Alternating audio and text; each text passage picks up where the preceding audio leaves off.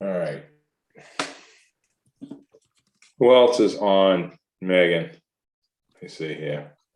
This Vince, John's on. Christie's on. Jack, can you hear me, Jack? Yep. He's on. You're on mute, Jack, but I saw your lips moving, so that's good. I think the only person who said they couldn't attend was Maureen. Yeah, my screen just, that thing went away, Megan, whatever that was that said practice.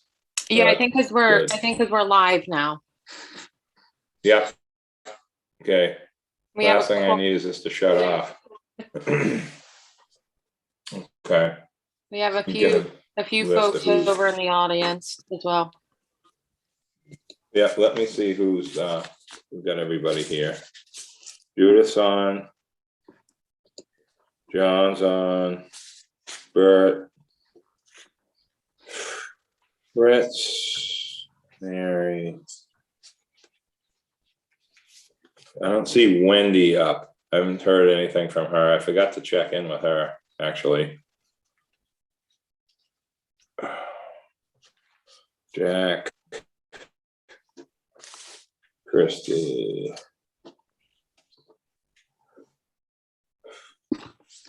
John, so we got 1, 2. 1, 2, 3, 4, 5, 6, 7, 8. Oh, Dave's coming up now. So that's 9. So we're missing Maureen and Wendy, correct? Megan? Mm-hmm. 1, 2, 3, 4, 5, 6, 7, 8. Yep, that's correct.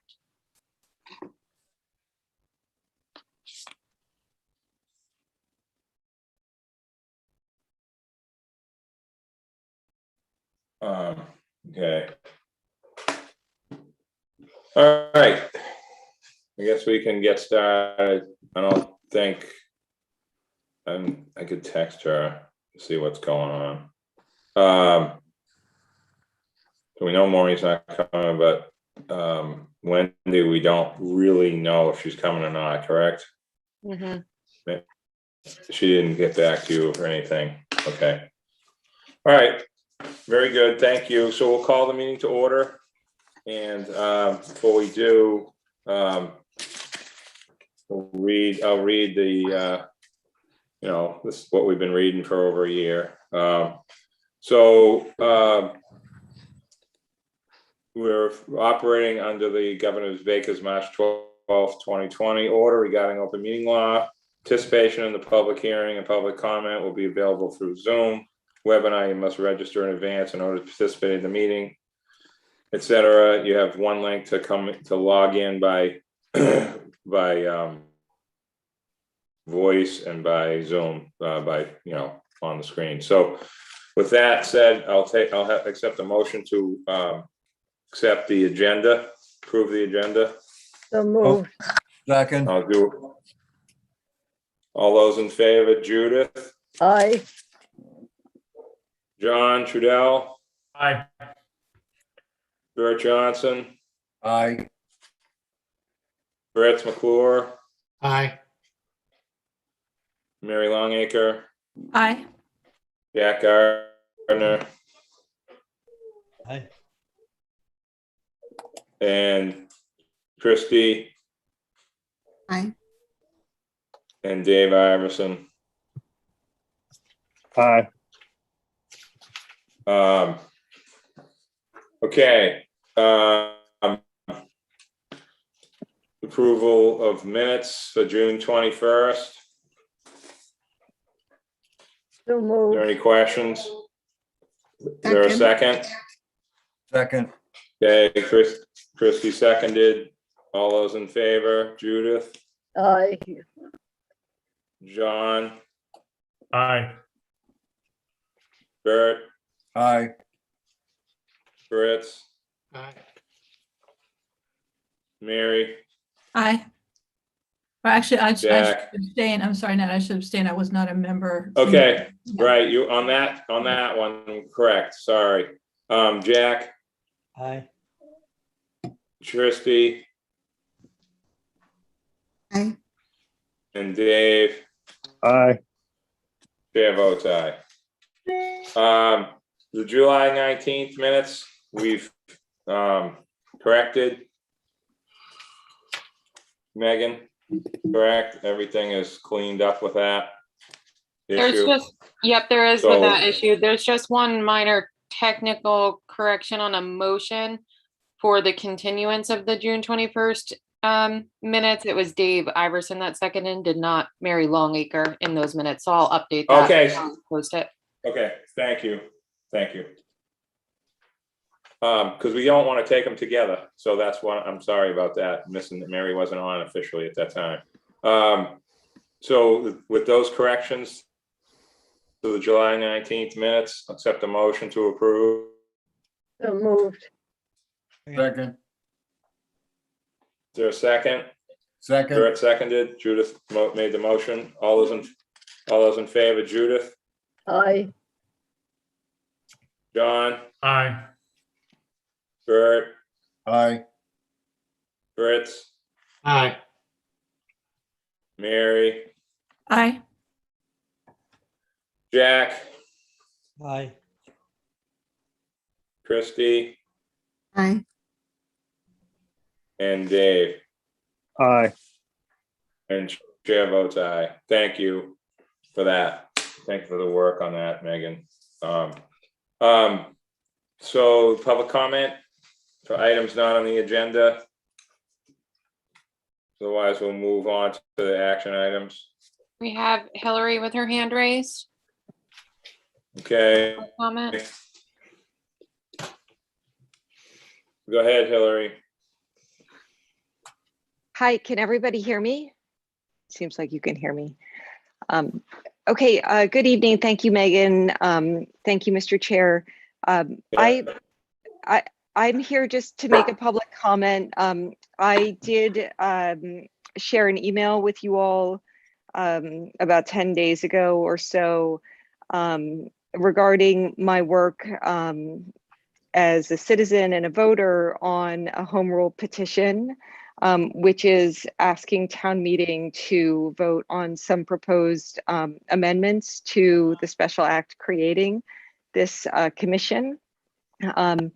And I didn't hear back, so I just wanted to make sure you all got it, and to just state for the record publicly that the reason why I'm making the changes is really to improve the public connection to the commission by adding additional elected members, to make some changes to the membership, all in service of assisting with long-range planning, to clarify some of the mission around interest in the environment and all things that I know all the members currently care about.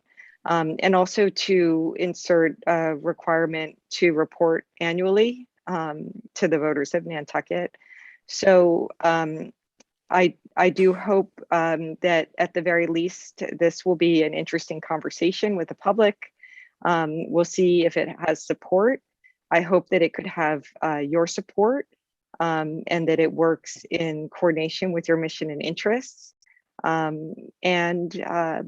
I just wanted to make sure that everybody knew that it was happening, and I would love to hear individually from all of you. I haven't submitted it yet. I'm still working on it. And that's my comment. Thank you, Hillary, very much for that. Matt? Anyone else, Megan, out there? Bert, Yeah, I never received go any. ahead, Bert, I see you. I never received anything from you. Yeah, it's not on the agenda, but you'll get copies of it.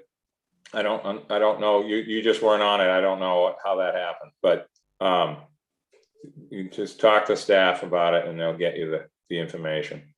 We'll be discussing this at a later date.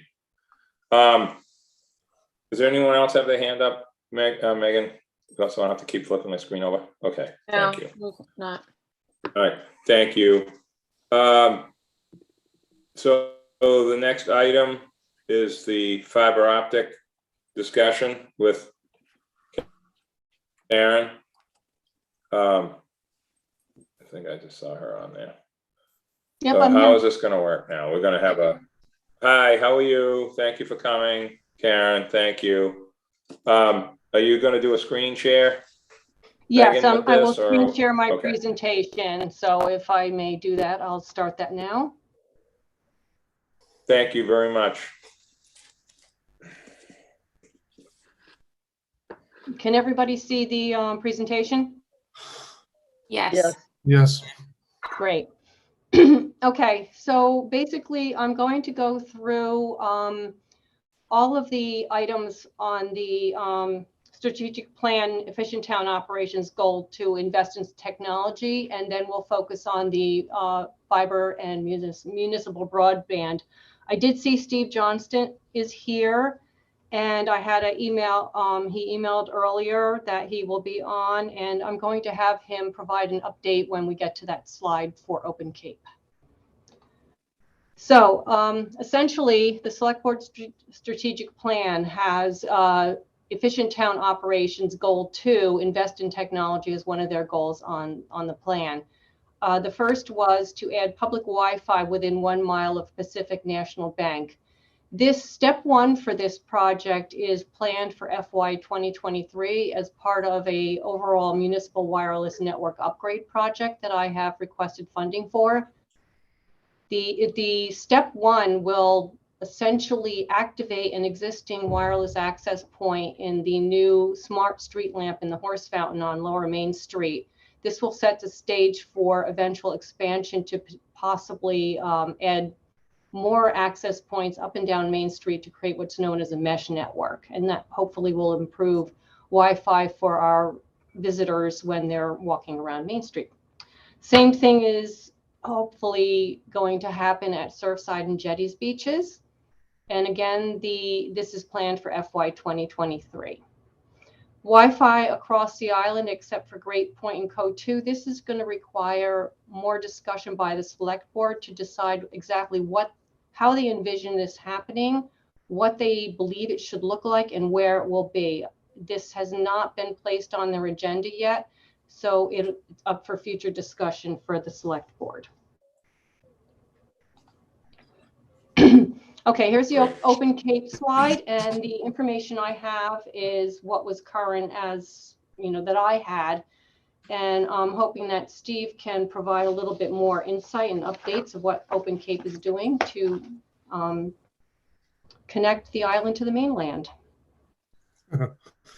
Thank you, Karen. Everyone, Steve Johnston and Open Cape here.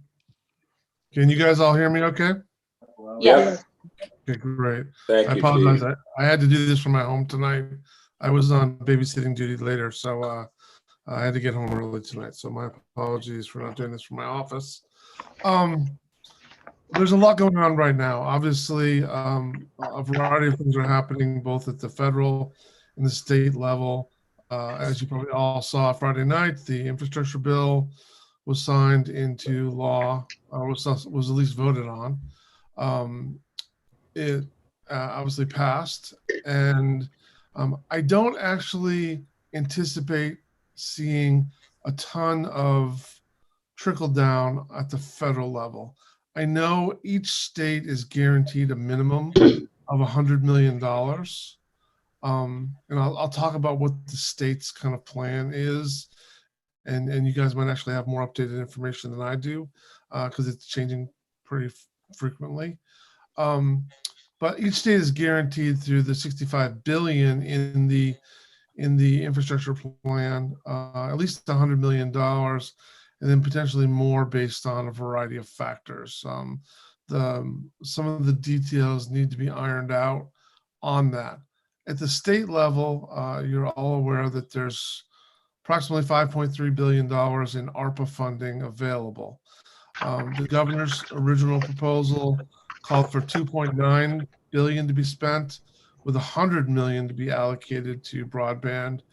The House came out with a proposal 2 weeks ago calling for 3.35 billion to be spent and allocating 50 million for broadband infrastructure investment.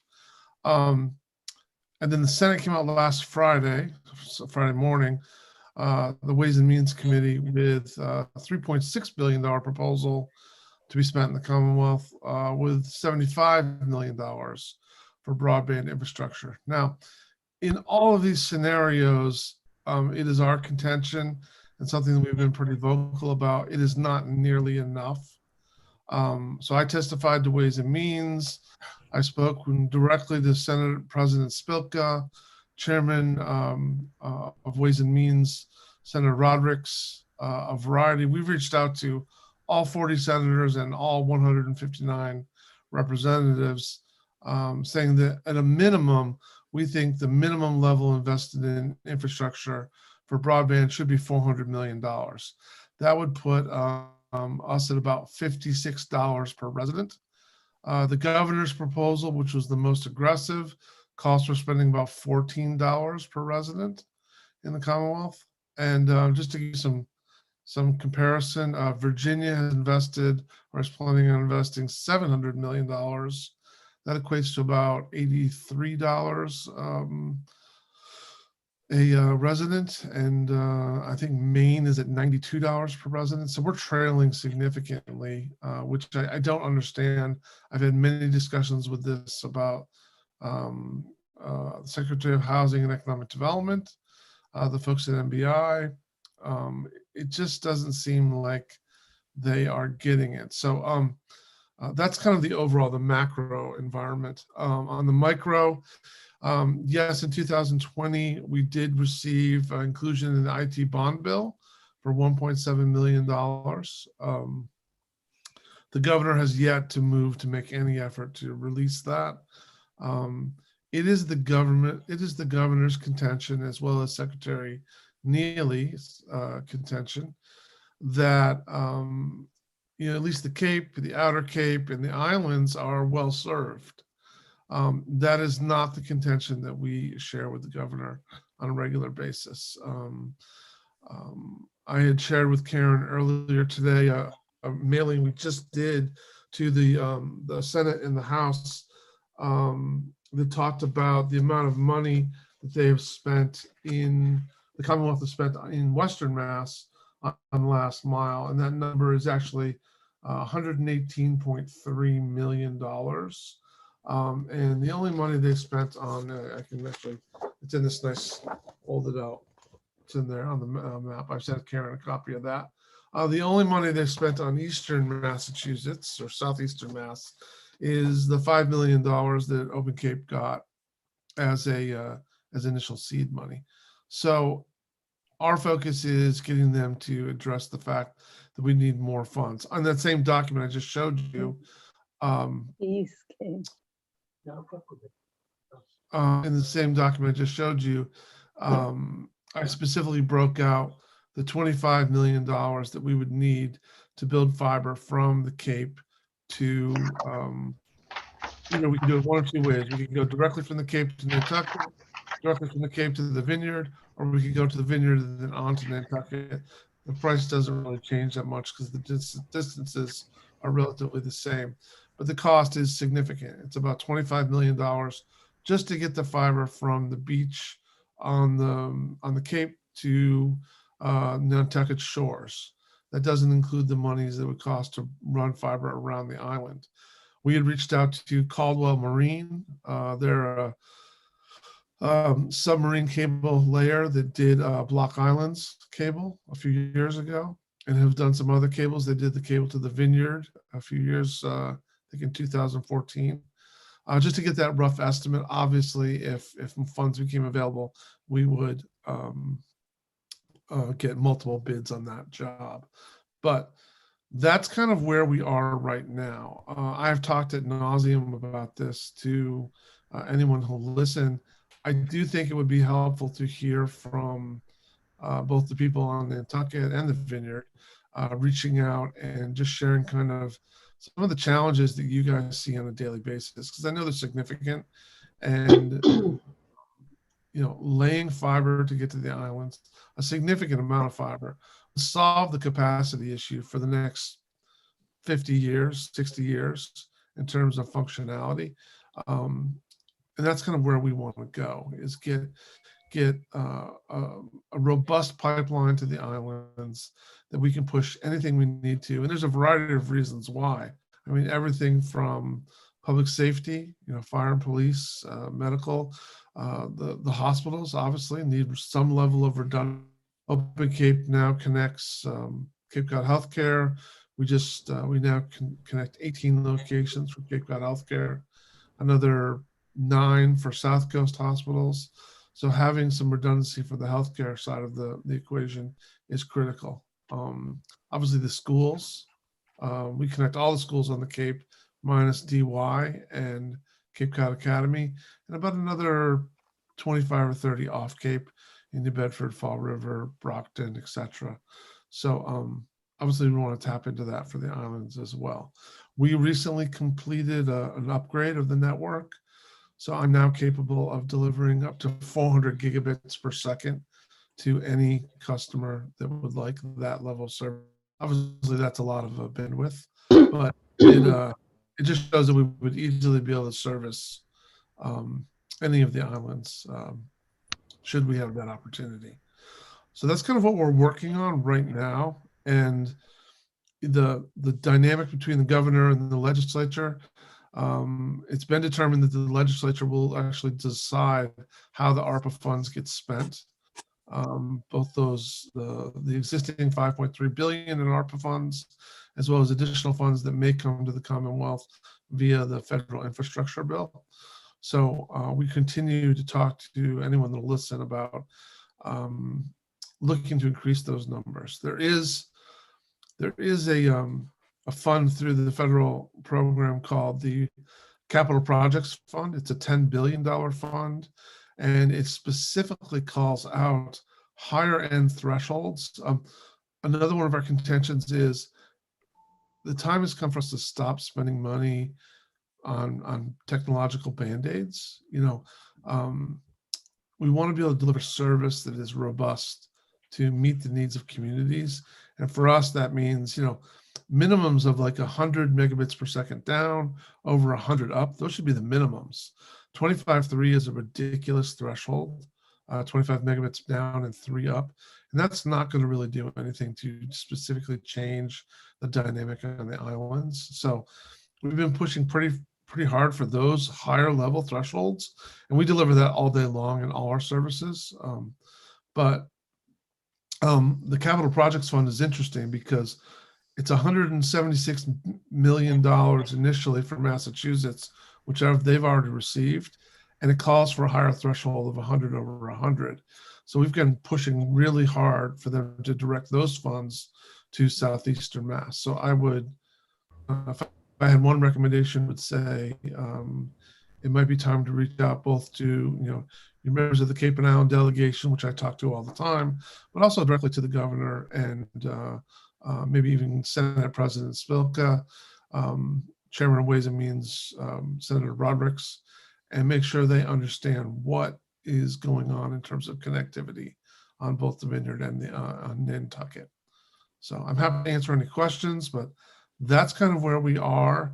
I have had some conversations with individuals or groups of individuals that have the wherewithal to write that check. We have, as you may or may not realize, Open Cape is a 501c3 not-for-profit. So obviously someone wrote a check for $25 million, that would be fully tax deductible. But, and certainly there are some folks in your ecosystem that have that capacity. But we've started to have some of those conversations. They're progressing at some level. And that's kind of where we are. Any specific questions? Thanks. Thanks. Anyone have any questions for Steve?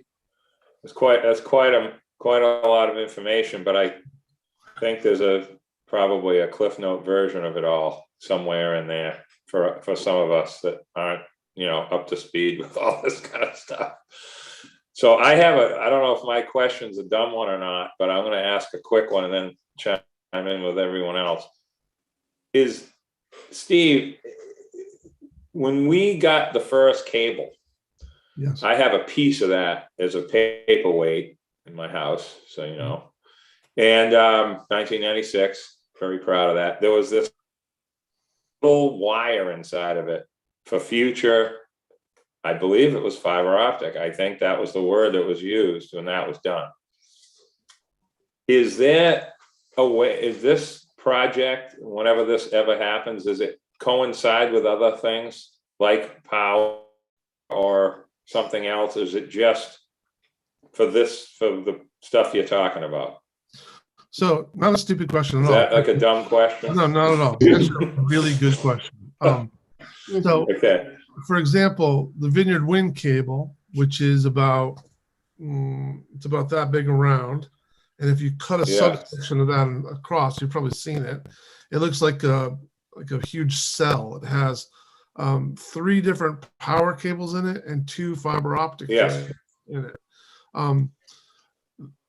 Typically, we like to try to keep electricity separate from the fiber just because there's some level of interference. The cladding on Vineyard Wind's cable is fairly significant, so we're not really anticipating that issue. But the concept would be for us to run as big a cable as we can possibly afford to the islands that would be specifically just fiber. Ideally, in a perfect world, we could run 2 paths, so you'd have some level of redundancy. That's something we enjoy in the Cape. We have one set of fibers. We've grown the network from 350 miles to 550 miles of fiber. We connect in Boston and in Providence. So we have some level of redundancy, and that would be nice to have for the islands too, but that may be a luxury that we can't afford at this moment. The goal would be to drop a significant 288 strands or bigger submarine fiber cable to bring. That would cover pretty much everything you would need for the next 50 to 100 years in terms of cable density that you'd require. We may have to change the electronics on either side, but that fiber would be able to handle any and all traffic that you saw both now and 20, 50, 75 years in the future. So that would be the kind of the goal there. Okay, cool. I think you answered it. Megan, does anyone else have their hand up on the other screen?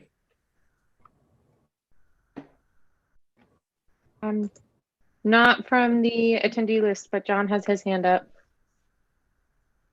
Okay, John, go ahead. Yes, through you, Nat. Question for Steve. Steve, maybe this is, I don't know, maybe you can shed a little light because I'm not really sure. How about what your qualifications are? What are the projects you've done as far as a resume? Are there other companies, nonprofits bidding for this, or is this something of your brainstorm because we're a little outdated right now on the island? Just a couple of things. I'm not sure how you came up with the brainstorm, but I think it's a good one. Just curious about the background. So, sure. So I've been CEO and Executive Director of Open Cape for the last 6.5 years. Since the point in time when I arrived there, we've always owned the fiber. That fiber was made available to us in an initial grant where we received $32 million in federal funds through the American Recovery Act, the Broadband Technology Opportunity Fund. That was matched with $5 million from the state. That's the $5 million referenced on that document. That allowed us to qualify for the federal funds, and then $2 million in private funding. About a year after I arrived, I realized our for-profit partner, a company called CapeNet, just wasn't getting it done in terms of maintenance, sales, whatnot. We terminated that agreement. We brought it all inside, and since then we have been running Open Cape, which is we're self-sustaining, we're profitable, We've grown significant resources and reinvested all of that back into the network. As I've said, we've grown the network from 350 miles to over 550 miles, just over 125,000 fiber miles. That's simply an equation of map miles times the number of strands. We currently connect, as I mentioned earlier, 18 locations for Cape Cod Healthcare, all the schools, about 60 in total. Most of the schools, I should say, not all. We're the primary provider for Joint Base Cape Cod, which that's a fairly big deal. We connect police, fire, and we subsidize police fire connections to make them affordable. We do that across the Cape and Southeastern Mass. We're the primary provider for the city of New Bedford. We connect and provide their internet connectivity. So we've got a fairly well-established experience of work. We just built 13 laterals for Cape Cod Hospital in 59 days, over 18 miles worth of fiber. I'm waiting to hear by this Friday if we'll be building another 100 miles of fiber through the tribal broadband program for the Wampanoags. So we're waiting to hear on that. My personal background, prior to coming to Open Cape, I've lived on the Cape for 20 years. I worked at Babson for 7 years. Prior to that, I worked at PBS, the television network, both in Washington, D.C. and at WGBH Boston for 17 years. My expertise is more in the technological side of the business. I'm not a fiber expert, but my staff are fiber experts. I mean, I know enough to be dangerous, but we've got some excellent team members on our plate. Our outside engineers have over 40 years in the business each. So we do know what we're doing, and the benefit, quite frankly, to the islands is, as a not-for-profit, I focus purely on providing service. That is our mission. It's not about driving revenue, not driving shareholder price. I do care quite deeply about running an efficient, well-run business that makes money and then reinvests it back into the network. But my mission is really our primary goal. So, and in today's day and age, it is, I can just tell you, I live in East Sandwich. My Comcast bill is $385 a month, and that is ridiculous. In the middle of COVID, we launched the pilot program for residential, and we provide 1 gigabit of shared service for $55 a month. So that's a really robust, affordable service that people could do pretty much anything they need to do. And then if you are a business that needs more service, we can certainly provide that. We rolled out DDoS mitigation to all our customers also in 2021 through our partner Carrero, because we've seen a lot of schools being targeted by DDoS attacks. So that's some of my CV. I think there are no other, across the nation, most communities have to suffer the challenge of having 2 choices if they're lucky. On Nantucket, you have 1 currently. It'd be great to have 2. And I'm not saying everyone has to take service from us, because I think competition is a great thing. And as long as people have a choice, I feel like we're doing our job. Thank I hope you. that answers your question. It did. Thank you very much. Mary? Now, are we going back to Karen for the continuation of her presentation? Because my comment would probably be better at the end. Okay. Thank you. Okay, Karen. Okay, Thank you, so we're Steve. back to can you hear me? Yes. Yep. And you can see my slides? No. You cannot, Not okay. yet. All right, let me, I think I accidentally unshared, so let me fix this.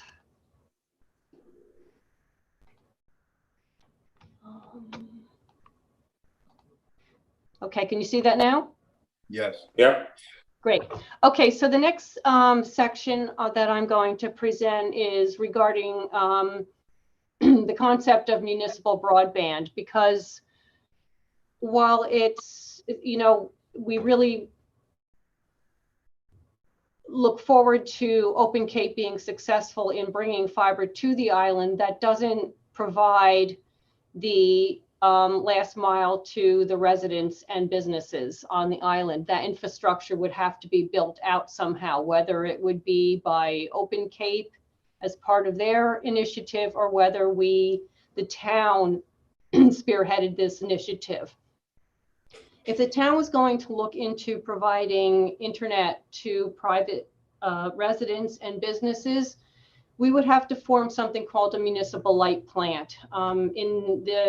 I think it was 1996, I don't have the exact date here, the Mass Legislature changed MGL 164 to include telecommunications, which allows municipalities to form a commission under this law as a municipal light plant for internet access.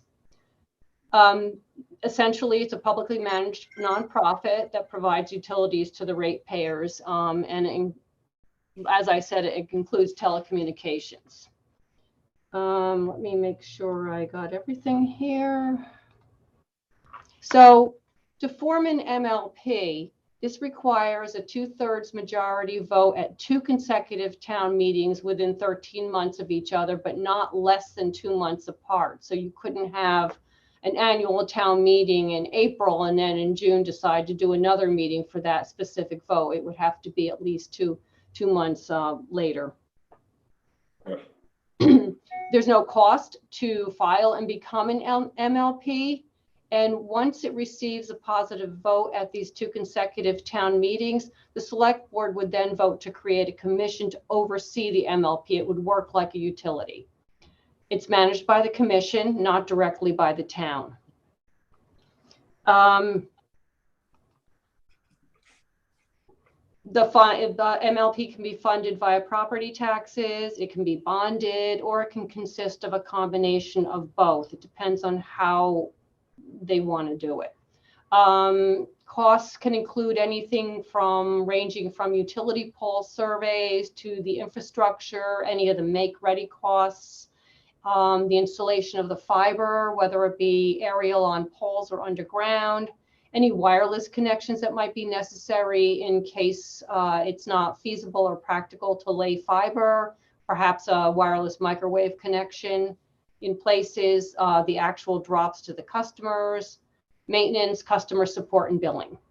At this point, we really don't know what the costs would be until we undergo a complete engineering study and get a cost estimate for that. The last thing I saw was Falmouth was estimating it would cost about $55 million to build out their network.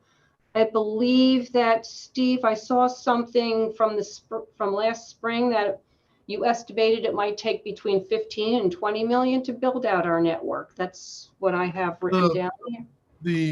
Yes, Steve? The typical national average is about $2,500 a home.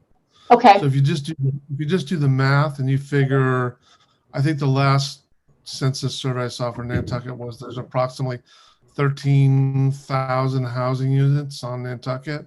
If you do the math, 13,000, say 500 times $2,500, that's roughly $33.5 million. Okay. So Falmouth was a little bit on the high side, and the estimates that I had were a little on the low side. Falmouth has 22,032 homes. Okay, thank you. And that works out to about $2,480 per home passed. And then the idea, and it's interesting you bring it up because they're going to vote on this next Monday. Will be their first vote. So if that passes, and if they can get the funding or build it out, then they would look to Open Cape to be there. They would build their network and they would plug that into Open Cape to get their connectivity. So that's kind of the way it would work. Great. Thank you for the clarification. I appreciate it. Okay, so basically the next steps would be the select board would discuss this to define what they want and how they want to proceed.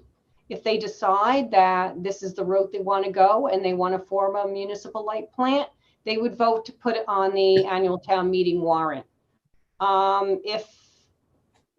If this is to go on the 2022 annual town meeting, it's a pretty tight timeline to get it onto the warrant.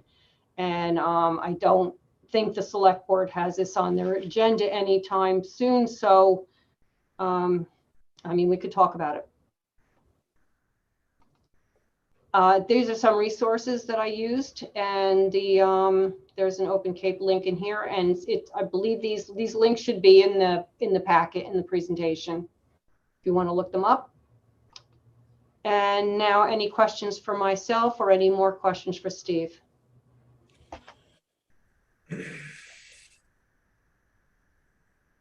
Nat, if I can go ahead, it's Mary. Yeah, go ahead, Mary. So Jason Bridges, for Steve's benefit, our select board chair, spoke to the Civic League on Saturday, and he was giving just a general idea of what was going on in town.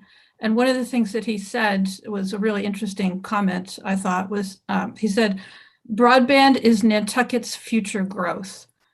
So I think what he was referring to is, you know, there's a limit to how many people we can pack on the island at the height of July and August. And, you know, someday there's going to be a limit on the number of new buildings we can build. And but we have an opportunity with broadband services to increase the economic activity on Nantucket without necessarily having to increase the number of people. And so I really appreciated his comment and his view on that. I wanted to share that with everyone here. He's 100% right. I mean, that's a purely accurate comment. And, you know, in that sense, I would say the islands are almost identical in the sense to the Outer Cape. You know, look at Provincetown and Truro and Wellfleet and Eastham. And, you know, obviously I've got fiber in all those locations, but we haven't built out the last mile yet. So they're not in a very dissimilar situation than you guys are. But yes, I mean, it opens all kinds of possibilities, from economic to education to health, public safety, all those things. If you just have a great, reliable connection, and that's really what it's all about. Okay. I think this is getting a little complicated and, you know, sort of a little different than what I thought we were talking about at the beginning. But I appreciate all this. This stuff is, you know, a good conversation. It reminds me of when they looked at bringing natural gas here 30, 35 years ago to run the power plant. Well, it never happened because how are they going to pipe all the houses? That would take 1,000 years. So they ended up putting cables and taking the generators out. You know, it's just funny how things end up working. You know, I remember when cable TV was brand new in 1973 and it was only in town. And they went to Pulpus before they went to Sconset. That's a true story. That's kind of amazing, but that did happen. So anyway, Karen, I don't really know where else to go with this. What do we discuss next, if anything? I mean, or sort of an overview of what we just went over. Like, we went from internet downtown to something that I think is a little bit beyond what certainly what I was thinking we were talking about. So I'm just asking you, like, is that part of this broadband, this gentleman's conversation, or is that something that can be done with our current infrastructure? With this, you know, 1 mile past Pacific Bank thing. And the Okay, beaches. Can you hear me, Nat? Yep. Okay, so essentially the first items on my presentation, the public Wi-Fi part, that's a separate project, and that could start very small. Like I said, we can start Main Street, the Pacific Bank one. That's basically how the select board worded it when they originally did that goal in the strategic plan. But we could start by lighting up that existing smart lamp. And if that works and people like it, we could then extend that out by adding more smart street lamps or more access points that have sight line to the original, and it creates something called a mesh network and expands the network up the street. Same thing at Surfside and Jetties beaches. We start small with a hot spot and then determine, is this the direction we really want to go, because it's not a significant investment to start it that way, and then potentially expand it. Now for the beaches, I really feel that we're probably going to somehow dovetail that into the facilities master plan, since they're what is actually going to be happening to those concession buildings is a little bit up in the air right now. So those 3 items, like I said, the public Wi-Fi is a separate project from looking at this overall broadband high-speed internet project, which is a large, long-term goal. So it's 2 separate things in a Okay, nutshell. that's kind of what I thought. It took me a few minutes to figure this out. And what about Children's Beach? Not to add any more time to this, but Children's Beach on that list? Culture and Tourism already has a hotspot down at Children's Oh, Beach. okay. That's Okay. serving them fairly well right now. We could always look at expanding that in the future. That's it's a great gathering area. Yep. Okay. Yeah. Mary, you good with this? We all set here? Or I just want to kind of, I don't want to skip anyone. I don't want to, Well, just thank you to Karen and to Steve for all of that information. It's really great. Appreciate to have all that. together. There's a lot to unpack there with that conversation. That's for sure. Well, I'm really glad that Steve was here tonight, because he provided a lot of really valuable information that I didn't really have. So yeah. Yeah, that's quite a conversation what he's talking about. Christy does have her hand up. Oh, Christy, sorry, I'm looking right at you. I didn't see the little hand. Sorry. That's okay. I just wanted to echo Mary's thank you to Karen. This is a really big thing for the select board, and part of our strategic plan is to improve overall IT infrastructure across the island. So it was a really helpful update for NPDC, and any way that we can help kind of push us along at select board as well. I'm sure we'll be in touch. Great, you're very welcome. Thank you. Thank you, Karen, very much. Very much. Okay. All right, can I go now? You can go. Yeah, I think so, yes. Great, thank you, everyone. Thank you, Karen. Thank you. So Thank you. Vince is on somewhere, and we're going to have a little presentation on the CRP. So I'll turn that over to, I guess I'll turn it over to Mary and Vince. I guess that would be appropriate. Are we gonna have a screen share, Vince?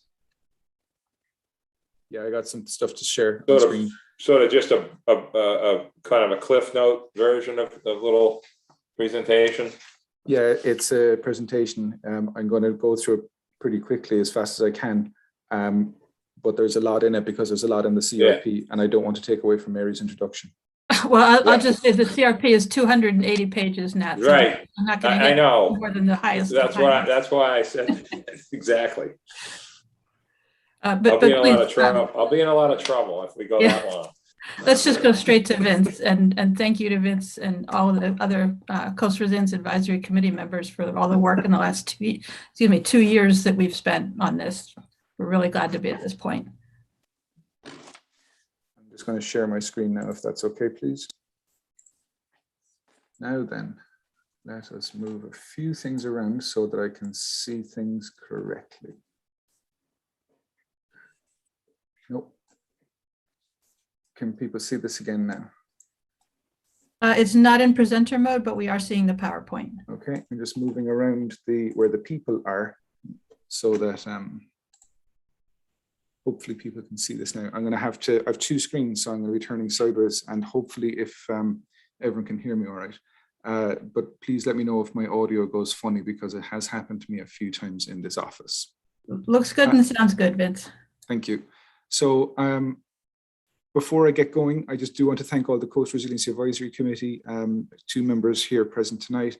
Very, very particular thanks to Mary, because she shaped very large chunks of this together with the public information, the public feedback, the public events, and with the consultants Arcadis, Stoss, One Architecture, and the Craig Group. So I'm just going to quickly run through the Coastal Resilience Plan and the recommendations, cover the risk areas, potential infrastructure, and the potential new policies that might come from this. I say this at the start of every presentation, water is coming. So climate change is the overarching problem. It is the source problem. Increased greenhouse gases is what that means, mainly carbon, about 80% carbon, about 10% methane, and about 9.5, 10% other gases. There's a whole host of associated problems. Too many to put on screen here. So this is just an example of all of the different problems that are to do with climate change. Everything from drought, less snow, desertification, coral bleaching. But this is what we're really concerned about here. And this is what the Coastal Resilience Plan looks at: increased storm frequency and intensity, sea level rise, increased coastal erosion, increased coastal flooding, and groundwater levels rising. So I'm just going to go through the risks for some of the heavy hitters in this quite quickly. Sea level rise is our biggest problem. This little wavy line right here represents the 8 inches of sea level rise we've already seen here in Nantucket from 1965 up until 2019. That's measured by Noaa. Then there's these 6 different scenarios here on the side. And for planning purposes, we take the second highest one, the 9.25. That is the Noaa high scenario. That was what was recommended by the Coastal Resiliency Advisory Committee to the Select Board that was accepted on August 5th, 2020. These 6 different scenarios are based on a variety of greenhouse gas emissions that impacts on how fast ice melts and therefore how fast sea levels rise. For example, in the next slide, we're going to go through everything is in the high scenario for the rest of the presentation. So think about the 9.25 for that, just for understanding the various scenarios that we're going to go through. And we use the high scenario for a reason. We're hoping for the best and preparing for the worst and unsurprised by anything in between. It's redundancy planning. So this is what things might look like at high tide. Under the high scenario in 2040, this is where water might get into, and green are developing wetlands. We could see about 2 feet of sea level rise. By 2070, the high scenario says about 5 feet of sea level rise, and by 2100, upwards of 9 feet of sea level rise. And that's what the island would look like. Just to put this in more context, let's just do the same maps again, just looking at the downtown area. This is high scenario 2040. High scenario 2070, about 5 feet, and this is high scenario for 2100, again looking at 9 feet. So water is coming. Water is the big problem. Just going to quickly go over this erosion hazard map that FEMA produced pretty much this time last year. It was launched on the 24th of November 2020.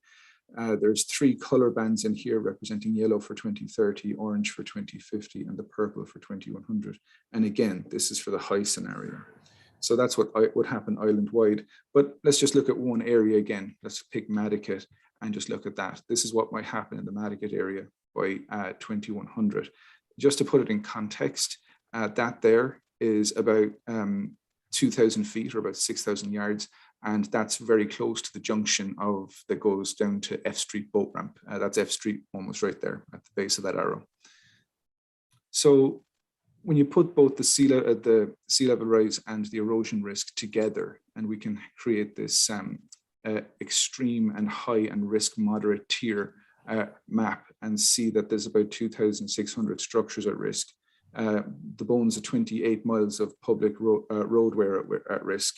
And if we then look at the lower risk tier and bring everything else in, there's almost 10,000 structures at risk. The last presenter mentioned with 13,000 buildings or homes.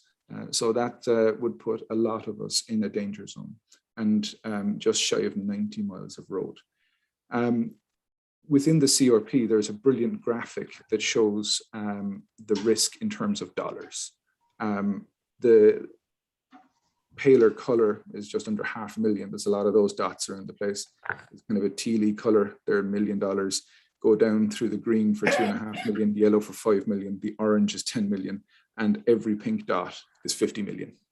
of property infrastructure buildings at risk.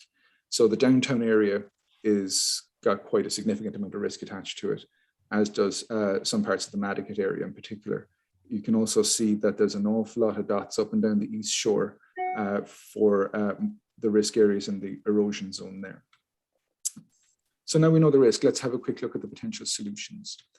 This is kind of one of the cornerstone projects that was within the CRP. I'm using the one from the draft discussion because it comes across nicer on small screens. There's a prettier version, a more updated version, but it's essentially the same as this.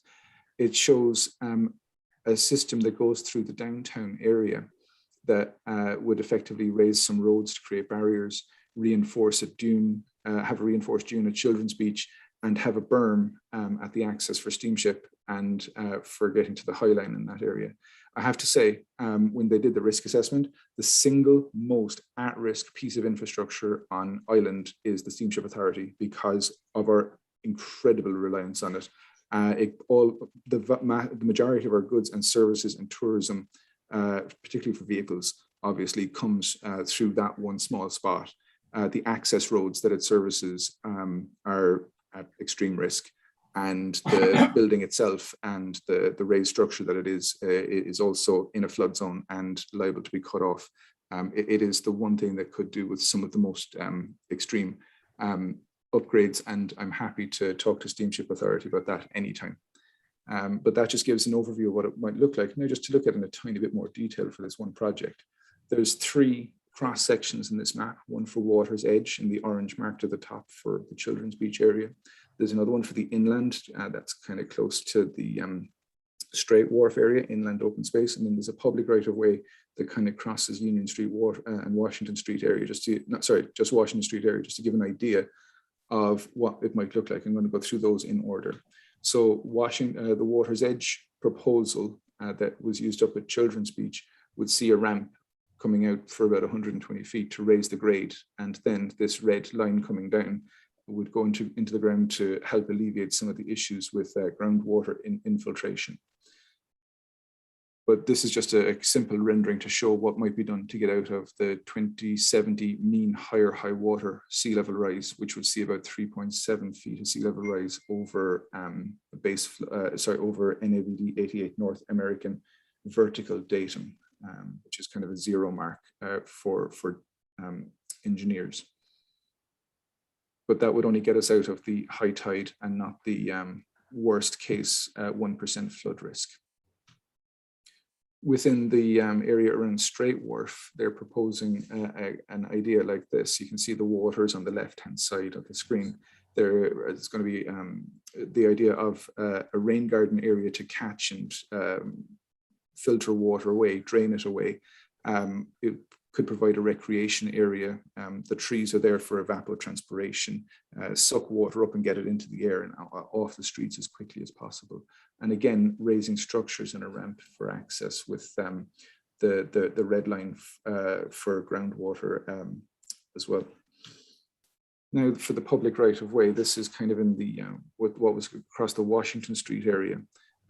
This would be the waters out on the right-hand side of the screen.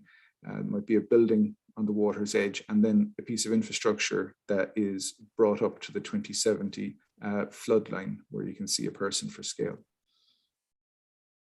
Sorry, 2070 mean higher high water, high tide, just like what we had today, where we saw flooding on in the downtown area, particularly on Easy Street. There was also a conceptual idea that the committee members asked to be in the CRP to understand what it would look like to have one major infrastructure piece in the CRP. This is a floodgate system that would go through the harbour. This is only one configuration. Here's another configuration to understand feasibility and practicality and the potential expense, but also to get the conversation going for if we ever did need some piece of infrastructure like this in the future. I must say that this did not make it into be a recommendation in the CRP.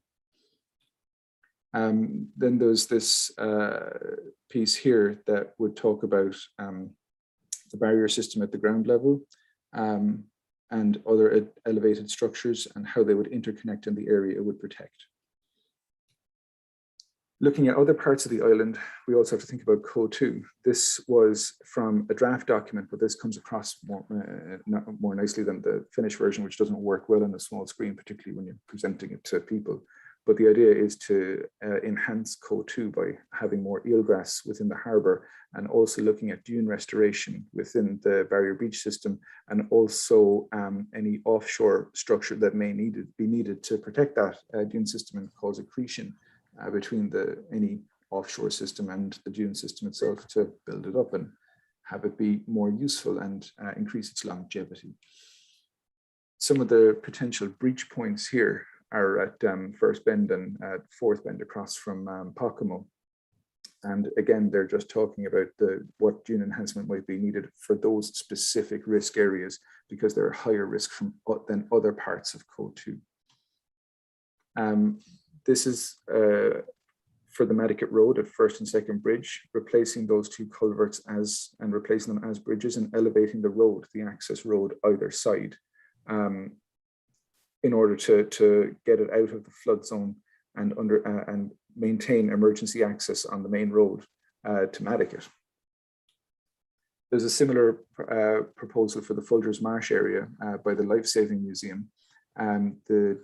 Raise the road, have a bridge in the area, have increased water flow. The increased water flow would also enhance biodiversity in the area and allow more plants and animals to use it. There's a difference in this one. The yellow dotted line right here would be a walkway to increase wildlife viewing and have another access point for pedestrians to come back with some force across the bridge, rather than an elevated bridge being up in a wind zone and causing issues for cyclists. Similar proposal for Sackager Pond to increase the height of the road and have either a set of culverts or a bridge in order to have connectivity with the marshland behind and allow marsh migration for the Sackager Pond area. Then there's a whole system of quite similar but quite distinct proposals for the South Shore, starting in Nantucket. There's two dune building projects here, one from kind of more or less California Ave in front of the Millie's Bridge area, all the way down to the front of Chicago Street, where the beach access is. And also out here, further out in Smith's Point, where it's becoming very thin and liable to break through like it did in 2008-9 kind of time frame. They're also recommending the strategic relocation of properties and a strategic retreat, and that will be phased retreat over time. It'll be slow, piecemeal, something that Nantucket is somewhat already used to. This is the kind of longer term framework about relocating structures and the structures that might need to be relocated, in particular in the 2030 timeframe to the 2100 timeframe. Once we go to the South Shore by the wastewater treatment plant at the airport, we're looking at two massive pieces of infrastructure for the island that we need to start looking at protecting. They're looking at a nearshore berm or a dune restoration system for both. And this would have to be done in concert with both organizations and these respective properties, the sewer department and the airport, to make sure that these could be done in a way that did not affect their operations. Heading for Tom Nevers, this is another one that has a very similar recommendation, but about the day before the CRP was delivered, I ended up having presenting to the Parks and Recreation Commission, and they had discussed during that meeting potentially revising their recommendation for any future development and having some of the more critical infrastructure further inland and away from the coastal area. That would negate the necessity for this project, or certainly downgrade it somewhat. For the Sconset area, particularly in Codfish Park, a dune nourishment and restoration system again, and this would have to be built out quite some distance because this area is already getting quite narrow. Not to get too into the whole tow protection, but there's a number of different types of tow protection that could be recommended for various parts and of the Baxter Road and the Bluff area, the Sconset Bluff area. This is something that's widely discussed and something we should probably leave for other committees to discuss at the moment and see how those play out first. This slide was meant to be deleted. There's also the idea of a bypass system. The two jetties have been there for quite some time and have interrupted the natural flow of sand. It meant that the harbour didn't silt up, but there could be a bypass system moving sand from one side of the west jetty to the other side of the east jetty, and not have it go on the ground, so to speak, within the navigation channel. Nobody wants that, but it would re-establish a somewhat natural system, have the sand move towards Eel Point and Great Point as required, and maybe mitigate against some of the need for a lot of sand to be placed on the beaches here. If that never happened, then you would have to place some sand on the beaches there if the bypass system wasn't to work out. It'd be somewhat more of a holistic whole area approach. There is also a homeowner toolkit, and examples from that include some lower cost options that talk about similar things that the Coastal Resiliency Advisory Committee produced a handout, a leaflet on, talking about elevating utilities within your home, having expensive white goods, as they say, put onto higher floors and out of flood zones. Also talks about sealing foundations and installing flood vents, and they're each respectively forms of dry flood proofing and wet flood proofing. Once you get into the more moderate cost options, things like rain gardens are expensive to install, but have very good long-term effects, and even during flood events can drain water from your neighborhood faster. Permeable pavements is always a good thing, rather than the impermeable that cause runoff into your and your neighbor's property and roads. Also, potentially filling basements is one way to go. Higher cost options are something that we're also very familiar with in Nantucket, talking about elevating structures and relocating structures back out of flood zones into better and more suitable areas.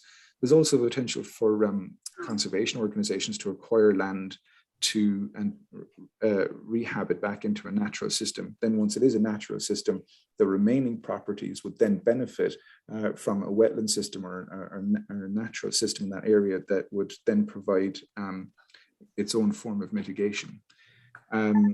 We also have to remember Nantucket is a national historic landmark. We must always bring that in. This was something that was brought up in Resilient Nantucket Designs for Adaptations, which resulted in these guidelines that came from this municipal vulnerability funded program. This is also something that was quite heavily discussed and incorporated into the CRP throughout. The governance context is something that I like to talk about in terms of who can help and who can fund, and who we might have to go to try and change one or two things along the way. We obviously know that we can have to go to FEMA for some of the worst flooding problems. They're also starting to lay the groundwork, as I showed with the erosion hazard map, for bringing in the erosion zones into a similar kind of structure as the flood zones, but we're probably a decade or two from that. At the state level, MEMA, Massachusetts Environmental Emergency Management Agency, and the Office of Coastal Zone Management are probably two of the ones that we're going to be asking for most help for Nantucket. Then within the local governance, we have the select board, who are going to lead the charge, and already are in many ways, because they created the Coastal Resiliency Advisory Committee, who then commissioned this coastal resilience plan that is already helping us out massively. There's going to be there have been recommendations within this for some zoning changes. Those are going to have to be worked out in some more detail. Also potential changes to the Wetland Protection Act and potential changes to the town governance. That could be as simple as regular meetings and a committee or a new town organization to bring in, to deal with sea level rise issues, and how we can incorporate that into everyday life and start being a more resilient community. There are 40 recommendations in the CRP. In the 2-page spread layout, they're presented in this format. It's kind of hard to see on a small screen like this. So I'm going to present 20 and 20, but only show this little area outlined here in red, just to make everyone's lives easier and stop people straining their eyes late at night. So there's 20 recommendations on this page. And these mainly are the whole island ones that cover a lot of the policy and further studies. The ones to mainly note here, the sediment transport study that hopefully will get off the ground in the next year or two.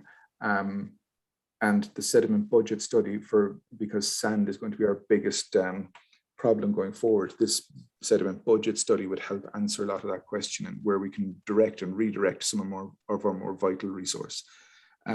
Within the downtown area, the downtown neighborhood flood barrier 2-2 here is one of the biggest ones. And there's also a small project here that is of interest just specifically for 37 Washington Street, the finance department.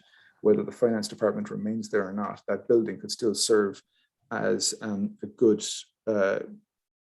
touchstone for the community to understand what coastal resilience would look like if we did a project on that building in particular. Looking out to the other 20 spread around the island, we have things like the raising of the F Street boat ramp to make sure that we can access Tuckernuck, and people in Tuckernuck can come and go, as well as Muskegon too also. Then that could be a potential landing point in an emergency situation for another vessel, if that was designed for it with that in mind. Looking around the island, we've already seen the Pulpus Road, but then there's also a numerical modelling study for CO2 breaching that could understand what might happen if it breached, how much water would flow backwards and forwards, what that would do to sediment movements, and then what that would do to navigation. The other big one in here is the Baxter Road relocation. That was also a recommendation in the other Arcadis report that was out recently as well. Just a quick note on the timelines.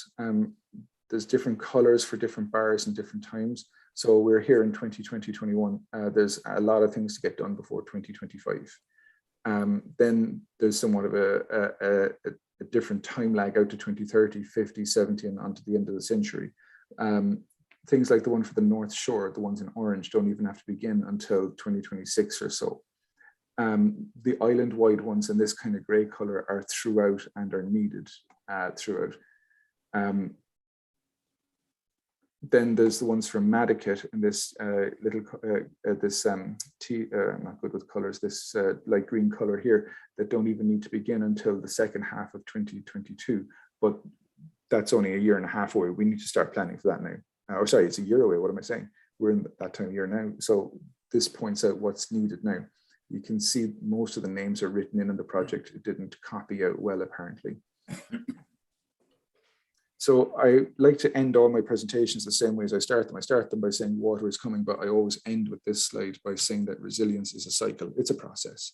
We assess and try and understand our vulnerabilities. We plan, we implement those plans. We're starting to come to that point now to implement plans. Then there's the hard part. You have to wait for a hazardous event to happen. You then go with your recovery section for your plan. You evaluate how well you did, and then you plan all over again. Point is resilience. We're always planning to improve resilience. And that is one of the goals of my job and of the Coastal Resilience Advisory Committee. And that is about what I have for now. I know that's a lot to take in. And if Nat was bothered by before, this is tons.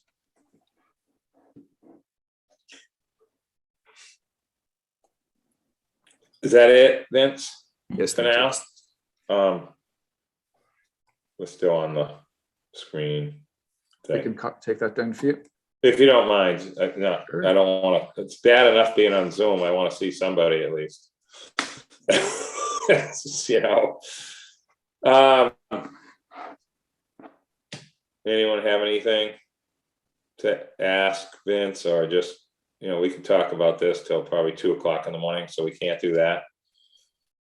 I do have a couple of simpler questions for Vince without getting into the whole predictable issue. You mentioned something about the jetties, Vince. I have never heard that mentioned before, what you said. The bypass system. We just raised the jetties. Okay. In fact, we should have raised the east one more rock higher, in my opinion, but I'm just a high school graduate. What do I know? So you said that what you said about those jetties, I never heard that said by any human being so far in my lifetime. So can you just elaborate a little bit on that? Because you know why the jetties were raised, right? Yeah, this is nothing to do with the jetties, the raising of the jetties. This is to do with the jetties. No, just I know. being there. But So- no, I know what I know that, but like the way you said it, I was kind of trying to figure out, is the jetties like not serving a purpose, or did they cause a different problem? Or I'm kind of shocked to hear that. Okay, so this comes down to the fact that the jetties have been there. I did look up a date once. 1880s. Yeah, so 135 odd years for the sake of argument. Yeah. Been there quite some time. So this is a problem that's been in place about that length of time. What they did was they are long linear structures that interrupted the east-west flow of sand. So it's, I'm surprised that you've not heard it before, but it's a well understood thing that they've been interrupting sand movement for quite some time. It's why that on either side, there's a huge amount of accretion in the offshore zone. That's why those areas are so shallow, because the jetties are holding them. If you look at an aerial photograph, the closer you get to the jetties, the further out the sand, the white sand on an aerial photograph is. So it's a long and persistent problem. We've just become accustomed to it as a society, as a community, I guess. So the bypass system would bring it back to a more normal system without causing the problems that the jetties were built for in the first place, which is to stop the shoaling that it would stop ships coming in and out of the harbor. So they're there for a specific purpose, to stop this shoaling and to have a navigable channel and have the waves knocked down. But they're also stopping sand, and maybe that's something that we should think about reinstating to some level if it's feasible. Well, the shoaling all along Dionis jetties all the way there's a sandbar that we used to just walk out there when we were kids, and at low tide you could kind of just keep walking. I mean, to me, what out there, that's the reason that the cliff area is less. There's a lot to break the waves up before they hit the beach, because it's shallow quite a ways out. So what is that saying? Are you saying that is caused by the jetties, or is it would be moving if the jetties weren't there? The further away from the jetties you go, the less you see this effect. But this is another one of those things that we'd need a sediment transport study to understand more thoroughly. So the sediment transport study would need to be conducted before we would understand if the bypass system would work. Okay. I think one of the key things to understanding the coastal resilience plan is it's telling us where we need to do more work, not necessarily construction work, but more investigative work to find out what's going on, to find out what the impacts are, and to find out what the best solution is and how to engineer it. So the coastal resilience plan doesn't provide engineered drawings for projects at this point, but it says, look, these are the areas that are at the highest risk, and this is where you should focus your efforts on figuring out what project can be done here to help reduce that risk. There's definitely a lot of information as far as let's just pretend that we weren't looking at this process, this plan right now, and we were just like, okay, Easy Street, Easton Street, Easy Street's been sinking for years, and this definitely needs to be something done with the street heights and some of that kind of stuff. Vince, I'm not speaking definitely to you, but you know what I mean? Like, you haven't been here forever, but Easy Street has been low for a long time. It used to cave in behind the Atlantic Cafe. That was all wood back there. There was no sheet pile there till the most recent work. That's the newest. There was never sheet pile. That was always caving in. And Jack will remember that, I guarantee it. And that used to be the truck route going the other direction. That was a two-way street. So there's a lot of stuff like that. When you go down like Wall Street, and all those streets down, the feeders to get to Halbert Ave, the houses, the land is higher than the road. Way before we had the FEMA maps, people were already kind of doing it. The houses are still built on the ground, but the land is higher. So there's definitely something to be said for raising the streets. That's going to be a massive project in and of itself to do that. Yeah, that's true. But that's something that I think people can grapple with that. because the drainage is coming up, the water's coming up through the catch basin, so the catch basins are lower than the water. Yeah. That's not rocket science. It happened today on Easy Street. It did, and I was had people down there looking at it, and I was also getting messages and emails from Easy Street property owners who were sending in information pretty much live as it was happening. So that was it nice. Popped up through the 2 or 3 catch basins are lower than where it comes in. It's not, and I was asking, complicated. I was asking some of those property owners what they thought of the idea, and one person said, "Well, how can we get this done faster?" Basically, and people are in favor of this idea. And that's the kind of thing that we need to get the support from. And it seems like it's there in the community. So it then comes down to the other dreaded issue, the funding issue. So that's going to be one of the next big things for the Coastal Resilience Advisory Committee and me, is to try and work out how we're going to fund, prioritize first and then fund a lot of these projects. So the will is there. Can we pay for it and over the time period? We don't want to scare away the people that have all the houses that are paying all the bills. So let's just remember that, Vince. Andrew's got his hand up. Go ahead, Andrew. Thanks. I just had a couple questions. I think Mary has already answered this for me, but the barrier or the like New Bedford hurricane barrier thing is something that didn't, are you saying that it did not make a recommendation, so there's not planning going on or anticipated for that? Effectively, no. So it was, we now understand that it's extremely difficult. It's very time consuming. And the way that they dealt with it was to say that it was on a much longer time horizon, something that wouldn't necessarily be needed until post 2050. So this plan, it's not a recommendation in this plan.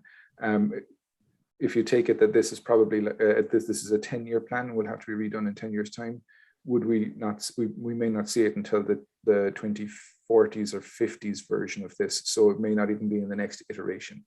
But it's to get the conversation going and also to memorialize that people were interested in this idea now. And to at least understand it and have the conversation and not have it be a bolt out of the blue for people in 10 years time when it comes back. If I can add 2 more points to that, there's a little bit of unfortunate similar names. There's the downtown flood barrier, which is land-based. It's raising streets, putting in a berm, putting in a dune, a children's beach. That is a short-term project.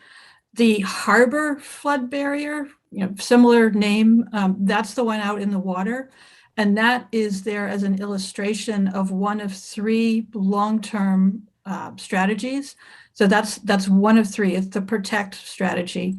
There's also the adapt strategy and the retreat strategy. And those are also detailed as long-term concepts for how does Nantucket deal with more water than we can handle with land-based structures. So that, again, has been said, it's a conversation starter. Those are the 3 general categories of response to rising water. You either protect yourself from it, you adapt to live with the water where it is, or you get out of the way.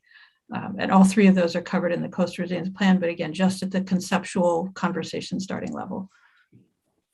Right. So in terms of who picks the final, are you going to have a recommendation on which of those particular strategies you're recommending, or does the selectman do that, or does that come over time? I'll have a start at this. Mary may wish to add another point to it. So it's called the Downtown Neighborhood Flood Barrier. That's the land-based one. That is a recommendation in the CRP. And they've also said that that should be something that you should get started pretty quickly. I mean quickly as in the next few years. So it's then in terms of how we're going to activate it, that may be something that might come from the Coastal Resilience Advisory Committee, or a recommendation from them to the Select Board. That is something that will have to be probably have a lot more thought gone into it before we can fully answer that. But it's the kind of thing that how do you start the process? You start by finding the money to get the planning effort underway. It's even hard to call this a 10% planning effort, but you'd have to get it up to a 30 to 50% planning effort in order to just in plans on the ground, and then a 30 to 50% planning effort in order to get proper financing from state or federal organizations that could put the real money into it to get this moving, to get it to the final 100% planning phase to get shovel ready. So there's a lot of steps to get this built, and this is only the initial idea. For you, Mr. Chair? Yeah, go ahead, John. Question Oh. for Vince. Vince, looking at diverting water, you say it's coming no matter what. And when you look at a long-term protect strategy like the harbor flood barrier, and you're looking at, I was just looking at option 2, it seems like it goes out more. So if the water, if you're protecting the town, which is obviously an important endeavor for historical, economic, many issues, what happens to the diverting water? Does it erode somewhere else, like Matic or Monomoy, because you're protecting that area? At what expense to other portions of the island that gets affected? So you say option 2, do you mean the other in-harbor option? Yes, correct. Where So I see it's a it's straight line. extended out a little bit, yes. So this is another conceptual idea, and it's another one of those post-50 ideas. The reason for putting that one in this presentation was to show another idea. This is kind of gets to the point, this is nowhere near fully designed. And it's the kind of question, do you bring it in one side or the other of Great Harbour Yacht Club? Do you take it all the way straight to Monomoy? That was kind of what this illustrates. This is the kind of thing that we probably wouldn't be able to take on as a community at all by ourselves. We'd have to have US Army Corps of Engineers, because first of all, it's in water. And then we'd probably have to have huge input from Mass DEP, the Department of Environmental Protection, because it is, again, a massive structure in a water body. This is the kind of thing that if we did, I imagine we'd be somewhat like the Venice flood barrier that took 30 years to get constructed. If we had tried something like this when they built the New Bedford hurricane barrier, I think that was in the 50s or 58, I think that was completed, and things were a bit more lax, that would have been the time to maybe do it and have that happen. But things are really strict now, and things are quite tight, and there's a lot of regulation on these things. So this would probably take 10 to 30 years to plan and permit, whatever about fund. I couldn't even begin to hazard a guess at. This is very conceptual, and this is very much, the egg is very early on this one. I think Mary had a comment after the last question. I think it's almost like chasing your tail, because it would take so long to permit, to construct. 30 years. Then we're looking at the models that you were looking at in 2050, how it's affecting and where the water's going. And I hope by that time it's not too late, because the time we built something would have been outdated for the next phase. Well, the point is that there's already a much better and much more feasible on-land solution, which is a recommendation. The other ones for the in-harbour are not recommendations in this current plan, and are just there for conversation, to get that idea instilled in people. And it's good that it seems to have gotten traction here tonight. So the question then becomes, for a more practical and more permittable structure that is the downtown neighborhood flood barrier, the on-land structure, that would still probably take quite many years to get permitted and debated out, and understand the routing and who might be impacted and who might not be, and who it would protect, and all those questions. There's a lot to that. That would probably be another multi-year study in its own right to get that one off the ground. But that's still far more of a logical plan than the in-harbour. Thank you. Nat, if I may add one more comment. Go ahead, Mary. So the 3 long-term alternatives, none of them would be easy or cheap or palatable, really. And I hope that what people think when they see that is, we don't want to have to do any of those. And if that's how you feel about those options, then what you need to do is start working on reducing global warming and climate change so that we don't have to face that much water. And the town will hopefully be working on a sustainability plan to address some of those issues, but they're separate from what we're looking at in the coastal resilience plan. But ideally, we would never have to consider paying for and planning for a barrier or removing historic buildings from town or turning into a canal-based system at the waterfront. I mean, none of those are Nantucket as we know it today. Hey, Vince, I have a quick question for you. We were talking well, let's just say it this way. When we talked through about the harbor walk, it was about, I don't know, that started about 6 or 7 years ago. And I remember saying, Alan, my God, I hope I live long enough to see it, let alone you, because this has been his dream for years, right? Because of the permitting. I want to get to that, what you were just talking about. And so fast forward to all this and chapter 91, etc. You know, if this is all necessary, as you're saying, you'd think that the permitting agencies would want to permit things faster, easier, get rid of some of the red tape, because there's a lot of it. So I'm assuming that is going on somewhere in Boston, federal level, etc., with potential permits that are going to be going on all over the place. It's not just here, obviously. So that's just a thought I had. We brought this up at a recent meeting that Andrew actually was at with me and a few other people about Easy Street stuff. And thinking about today versus, you know, how hard it is to permit. And yet, if this, again, that this seems like more with collaboration to do some of these things, you know? So that was just a thought I had a couple months ago, figured I'd bring it up. So there's one way to look at this. We're not the only community affected this way, and we're not the only community that's handicapped by quite strict regulation. That's a very good point. How do you do? Well, I don't think there's such a thing as a static law. Things like Chapter 91, MGL Chapter 91, Section 310 has changed quite a number of times and keeps getting updates and revisions and amendments to it. I think the last major amendment was in 2017. The last amendment I know of was in 2019, before everything kind of went sideways. But it's the kind of thing, there's always revisions coming out and there's always updates. So it's kind of like, when's the next one and when can we get what we need? What revision can we get in there? Chapter 91 doesn't deal with sea level rise well.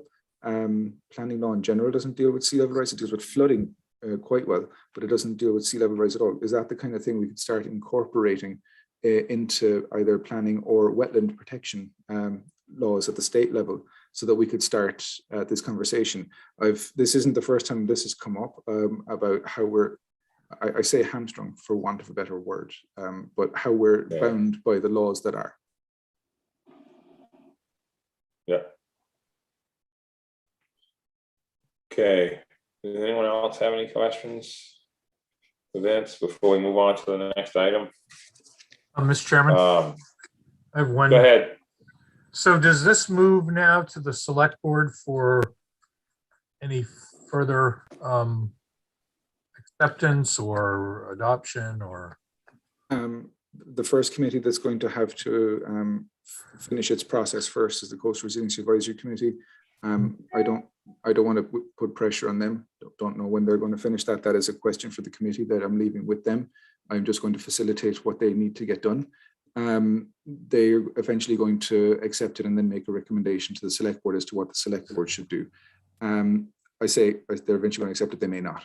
So I hope they will. And then the select board will take the recommendation of the committee and do as they will, without any influence from me. So hopefully in the next couple of months, both will accept it, is what I would hope, but not what I can promise. And Andrew, can I just ask, I want to ask Vince, but sort of both Andrew and Vince, kind of, the zoning parts of this, definitely something we're going to need to be talking about. I mean, obviously staff level on that with you is important, but at some point in time, I'm assuming that that'll be an item, you know, whenever. I don't know when that will be, next year sometime or something, I'm sure, but because that's going to be the biggest one right there. If we start messing with that too much, figuring things out, you have to remember, you got the FEMA building. We're building houses 10 feet high, and we just started doing it. And you know, people are just getting this figured out.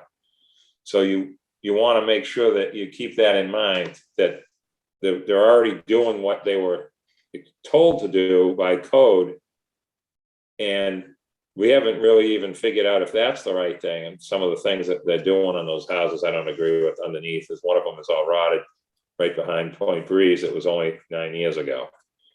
So there's going to be a lot of stuff coming up about that over time. Vince, I did like that waterproofing diagram you showed there. Maybe sometime I can show you a couple of these places, what they look like underneath after a few years. You'd be shocked. It's not Sure. what you think. Yeah. So Happily look. anyway, So just to kind of give an outline of the answer, not to get too deep into this, the committees are going to have to accept this before I can start moving forward on any of the 40 recommendations. And each recommendation has a set of departments that are leading it. So for zoning, as you might well expect, Planning and Land Use Service is the department that would be designated to lead it. So I would have to first make sure this gets accepted before I can ever approach Andrew or anyone else to start that discussion. And you know, we also have a time frame to try and work to, because I don't want to start rushing ahead with 40 projects all at once and then end up strung out and unable to do any work. This is presented in a somewhat stepwise fashion, partly to spread them out, but partly not until certain things are necessary. You know, not everything needs to get done at the same time, but certain things do need to get done before others. From a quick look, I think that the zoning starts in about a year. So the second half of 2022. So it's a conversation that we could start next summer, perhaps, once the committees are all on board with this. yeah, that sounds about right. Mr. Chairman, I think Andrew. we're working, one of the things, I think we're largely consistent with much of our zoning with the plan and with some of the actions that the planning board has taken to remove density from, you know, certain flood prone areas. There's a few areas that stand out from that though, especially the Brant Point area. One of the things that our GIS person is doing is to overlay, you know, where these areas are so we can look at the specific questions that come out of it. You know, the other thing that I saw on your slide, Vince, was, you know, relocating houses. The way it was shown, at least, kind of like showing them interspersed among other houses. I'm not sure, you know, if that's been thought through on how that works with someone's private land. That certainly, you know, was an issue that came up in the initial planning for Baxter Road on how to create possible siting for houses that need to be moved, but I think that's going to be proved to be quite difficult. So yep. Anyway, people may be willing, be very resistant to it. You're quite right, but just for a concept, that's why they were shown that way. got it. Not necessarily where each individual house might go, and far from it, I should think. Right. Thank you. Okay. Well, Vince, thank you very much for coming, and we'll see you back soon, I hope. And Mary will keep us posted for sure. Okay. Anytime. I hope I didn't scare people too much. No, you didn't scare me. I just get scared for other people being scared. Scared So me. thank you very much. All right. Andrew, the Tiff Amendment. Are we gonna discuss that first? I saw that document. I just want to make sure I'm saying the right thing before we talk about the steamship component, or is that all included? Wait a minute, you skipped over something here, Mr. Chairman. So, Oh, I think we Monomoy. have Oh my the God. Monomoy. Sorry about that. Sorry about that, Megan. That's Jeez. okay. I'm gonna bring over Francie and Evan, okay? I floated away. I'm sorry. I'm back now. So, is there people on from Monomoy? Or Andrew? Yeah, we have Francie, Neely, and Evan Jones. I'm just bringing them over as panelists. Great, All right. thank you. Mr. Chairman, I can start out with you here, a little bit here that the group of people that you're going to talk to are from the Monomoy area. I've been speaking to them, and just to refresh your memory about the process here, the Monomoy area does not have a local area plan. There has been, I guess, great interest on their part to get started here, which I certainly want to encourage. The first step in getting an area plan going, especially a new one, is to agree on the boundaries. So there's, in the packet, there is the proposal for the boundaries. And also to get a committee appointed and starting to work. We have, as you know, we have started a few of these recently. We have the town area plan underway right now. And we have others that Sconset recently was a former plan that was updated. And again, we have slightly different processes for each one. So I have spoken to this group, and again, I encourage the commission to consider them moving forward, with the one caveat that I've explained to them, that I don't have a lot of staff time. We have, Leslie's working, I know, with the Nantucket group, and Megan and others are also pitching in. So we need them to kind of be self-starters, which I think they are. And they have some ideas for surveys and other things to move forward. So anyway, I'll let them make their pitch to you. So thank you. Thank you, Andrew. Well, thank you, Hi, Andrew. Francie. Oh, this is Francie Neely. Is this time for Mr. Chair? Yeah, go ahead. Well, thank you. Yeah. I am, along with Evan Jones, the co-president of the Monomoy Civic Association. And I really want to give a shout out to Andrew for his great help in, giving us a shot in the arm to get started. He took a lot of time with me at a meeting facilitated by Dawn Holtgate, who is also a resident of Monomoy. And her name you will see as one of the members that we proposed for our working group, as a matter of fact. But Andrew really helped us. We have very caring people in the Monomoy area who want to work, not just for Monomoy, but for the good of the island in a constructive way. And so one way we thought we should do that is by trying to prepare, under Andrew's direction with his great help, when he has time, he and his staff, a local area plan. And we're prepared to do that work. We're already starting with a survey, getting one drafted so that we will know what the people in our area think about myriad issues.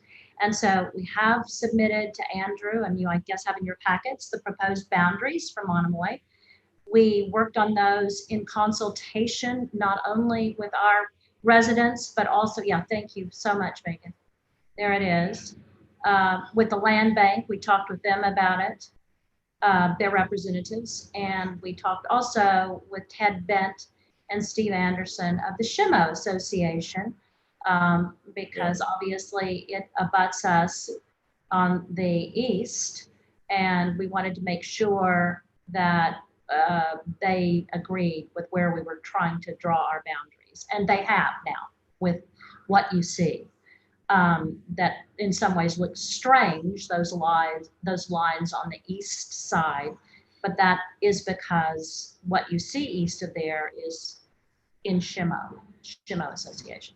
So that's about the boundaries. The composition of the working group right now, we have included 14 names. All of them except Emily Molden who live in the Monomoy area.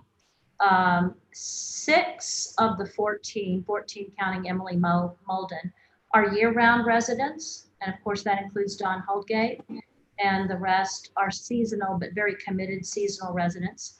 The composite, we tried to get a diverse demographic. Andrew had wisely counseled us to do that. We took that to heart, so we tried our best. But we had to get people who also would agree to do some work rather than just a name on a list. So that was self-limiting to some extent, as you can understand. But that's basically it in a nutshell. As I said, we are ready. In fact, some of our group are already starting to draft a survey, and we're ready to rock and roll when you tell us we can.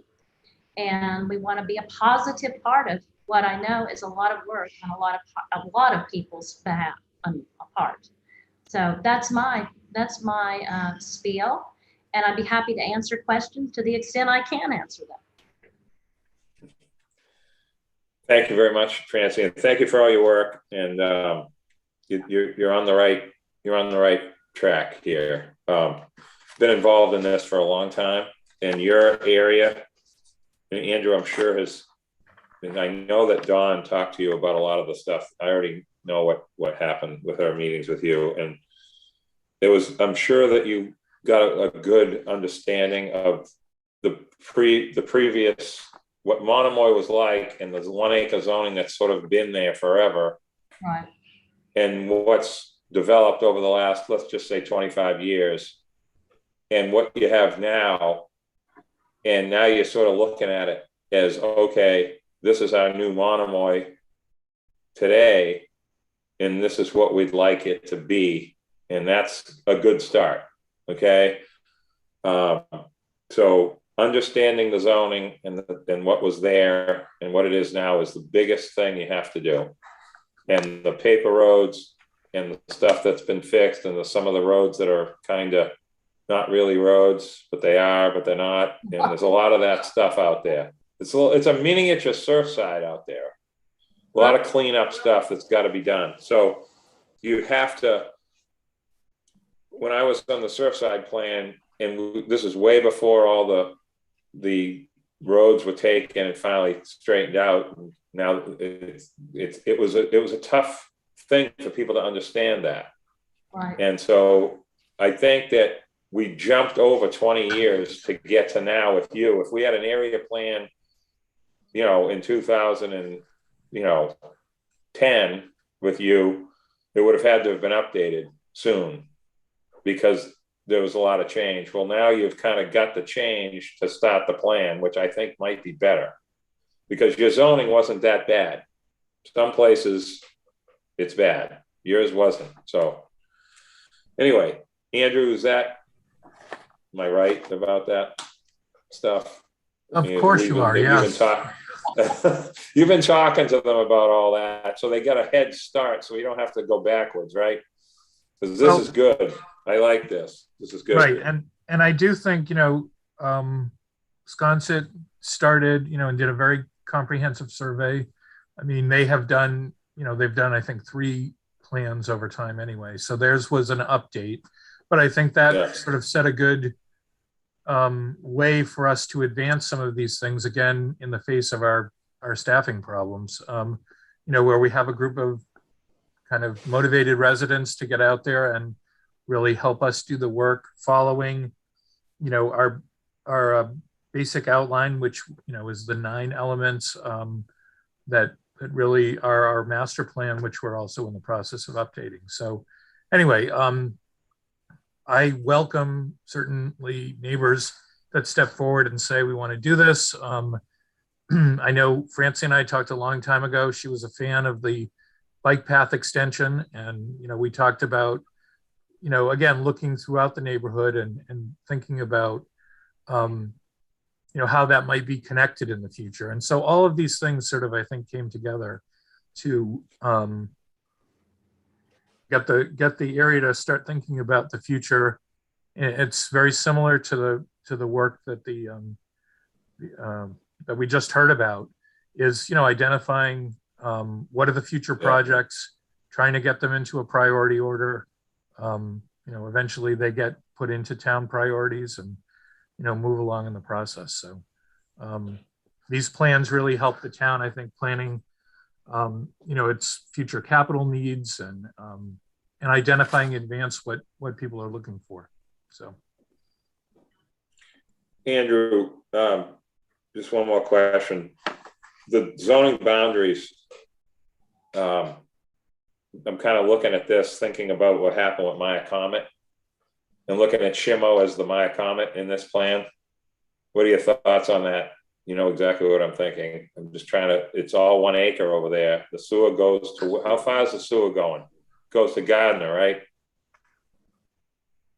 I think here the zoning isn't the most important part of this plan. As you said, it's, the zoning, I think, is a pretty good fit. I mean, again, as the committee does their work, they may come back to us with, changes they might recommend.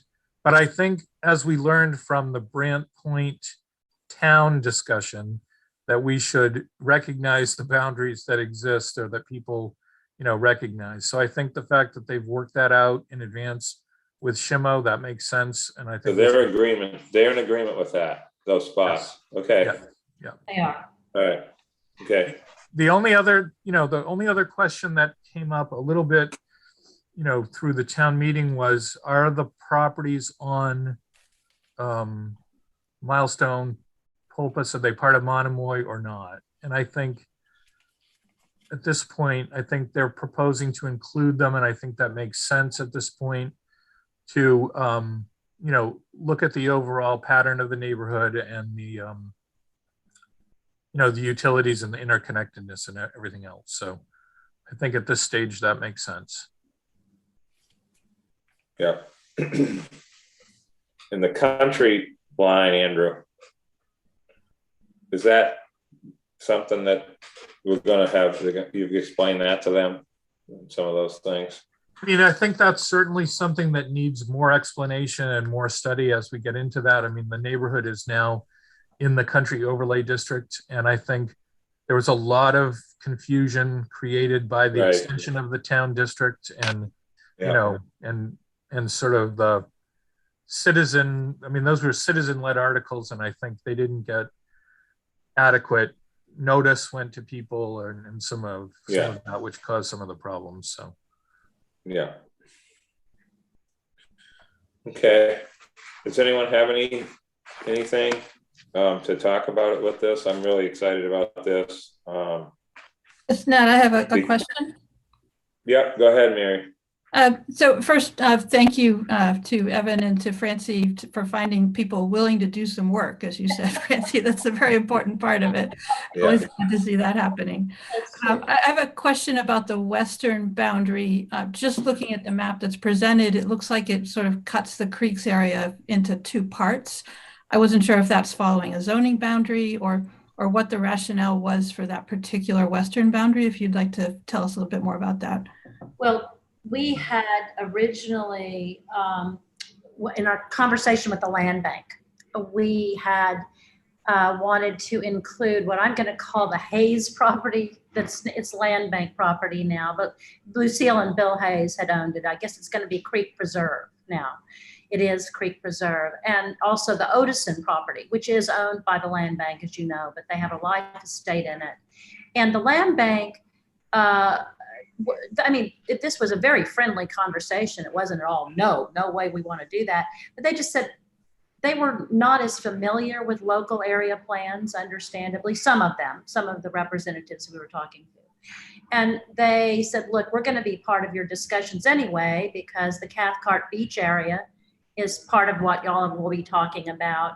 And so we would rather you not include those properties as part of your boundaries for right now, knowing that, of course, we'll be in consultation with you about all of this. And so I think, Mary, that's the reason that we changed it to make the creek look like half them and half us. Sort of. Yeah, because we had originally said all of that area. But we, of course, we respect the land bank, and I understand. It's the law of unintended consequences, you know. They thought, they didn't even know if local area plans were legally binding or, you know. So they just said, let us have input, but let's not include, if you don't mind, those properties. And so we said, of course. Yeah, there's a lot of different things going on down there. I think that's the right thing. Yeah. Do you anticipate, making recommendations for that eastern part of the creeks that is included in your area? We hope to. I'm concerned from a coastal resilience and from an environmental standpoint that that we end up with two competing visions. Oh, no, we don't want ecosystem. No, we don't want to compete. If what we will be doing is looking closely, Mary, it's a very good question, at the coastal resilience plan, that extensive work and its recommendations, and trying to incorporate that into what we do. We're not going to be second guessing that. But we very much want to be sensitive to all that hard work and incorporate what we can of it. And let me add, I think in the discussions with the land bank, we were sensitized to the stretch of creeks that they own, which goes pretty much right up towards town. And really that all needs to be harmonized in how we talk about it. But, we're not coming into it with an agenda on what to do with the creeks, except to try to preserve them. You have a lot of land bank property, town land. There's a lot of changes that, may or may not happen in that area. But I think I look at it more of a view shed and a stakeholder to you in the sense of not so much what's happening with land, but what's happening with, as Mary's talking about, any kind of resiliency stuff, any kind of work that may or may not happen, whether it's even the harbor walk or something else. That isn't an area that's going to be built on. It's an area that has a lot of interest with everyone, including the town and the land bank. So maybe we need to define that area in the boundary more, specifically. Some type of language, Andrew, something that doesn't just have it there like a red line and that's it. It needs to maybe be, interested parties on both sides, sort of like a pond, like Maya Comet or like something else. You know what I mean? Yeah, that's Mr. Chairman, that's how I kind of looked at it. I think I had a question about that myself, and looking at the GIS, I think that follows pretty much the property lines of the town-owned limits of the creeks there. Right. And I think it's worth leaving in to have a discussion. We've already had quite a number of discussions about who is the best, the best entity to oversee the creeks. And the town has transferred, some of that land from the town to the land bank. So I think also the public access, at least at the one end, includes, some of that land. So I think it's defined now along the property boundary, and I think that makes sense. Again, the final report is reviewed by you. You can evaluate what's recommended at that time. There are certainly other instances where, in other area plans where there may be disagreements or, different opinions about things, and those, they get resolved before the final plan is adopted. Yeah. So. Yeah. Correct. Evan, you got that? That's what Andrew just said right there is actually the most important thing. This is not the first time stuff like this has come up. We had that piece over by Evergreen. I remember we talked about that for weeks until we solved it. Like, it's just in the Surfside plan. So this will get cleaned up. It's just a discussion at the moment. So I agree with it. I agree with what Mary and Andrew said. I just think that it's definitely has to get sort of resolved as to what, everyone's mindset is about it. So, okay. Can I follow up with a second question, Nat? Yeah, go ahead, Mary. Sorry, I didn't see the hand. Sorry That's about all right. that. So when the town area plan committee was being formed, they were given advice that there should not be members on the area plan committee who were already in positions of authority in the town.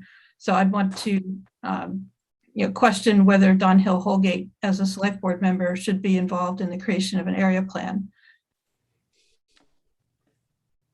Well, that is not obviously for me to say. I mean, she's a very knowledgeable resident and willing to put some time in it, consistent with her other big responsibilities, of course. So that is something that I let the commission and Andrew decide.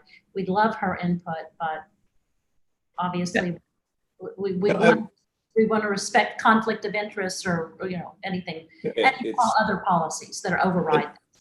If I could add, just to, there've been some instances already where Dawn has been very careful to recuse herself as a select board member to anything having to do with Monomoy. So, but we are sensitive to what you're saying, and we'll take your advice and do what you recommend. Andrew, I mean, she might not be a select board member by the time we're voting on this, but what I'm saying is, what about the ex officio term or stuff like that? We did, when I was on them, I was a commissioner. I wasn't even a planning board member at the time, but I'm just curious as to how we did it back then versus now. Mayor is correct. I mean, generally we like these efforts to, be a learning exercise and sort of a participatory exercise for residents that aren't involved in everything. She is a resident of that area. And, the group has brought her forward as a, potential person. If you want to, not include her, that's up to you all. I think the town group, I think there was some interest by people that either, I don't know if they were actual residents, but Yeah. I apologize for interrupting. Yes, there were two members of one of HDC and one of Select Board who reside in the area and applied to be on that committee. Yeah. So, I mean, if there are other applicants to this committee that, didn't make it because Dawn was there, I mean, maybe there could be a replacement, but in the situation with the town, there were more applicants than positions. And in that case, I think we wanted to leave openings for people who weren't already involved. In our case, Andrew, there were not more applicants than participants. I mean, these right.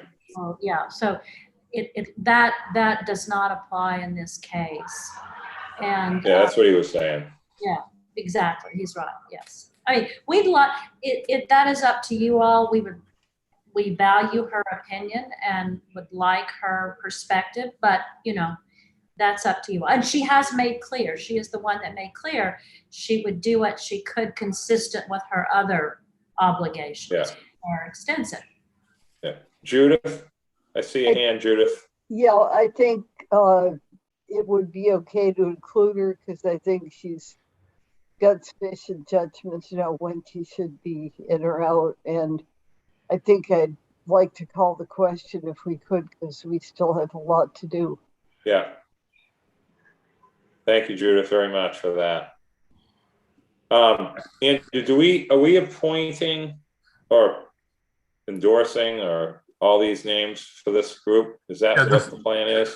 The first motion, Mr. Chairman, would be to approve the boundaries as submitted. Okay. Okay. Or not. So anyone moved. want to make that motion? I move. Second. Thank you, Bert. All those in favor, Bert? Aye. Judith? Aye. That was Judith. Okay. Christy? Aye. Jack? Is he still there? Oh, yeah. Oh my God. Sorry about that. Dave is gone. So Fritz? Aye. John? Trudell? Aye. Mary? Mary? Aye. And chair votes aye. Bert? Thank you. And Bert votes aye. Bert, I got you earlier. Okay. So, Okay, Mr. Chairman, so, Andrew- the second motion would be to accept the list of participants submitted by the Monomoy group for their Appointments. Thank you, John. So Well, moved. that's good. Is there a Second, second? second, Okay. All those in favor? Judith, Aye.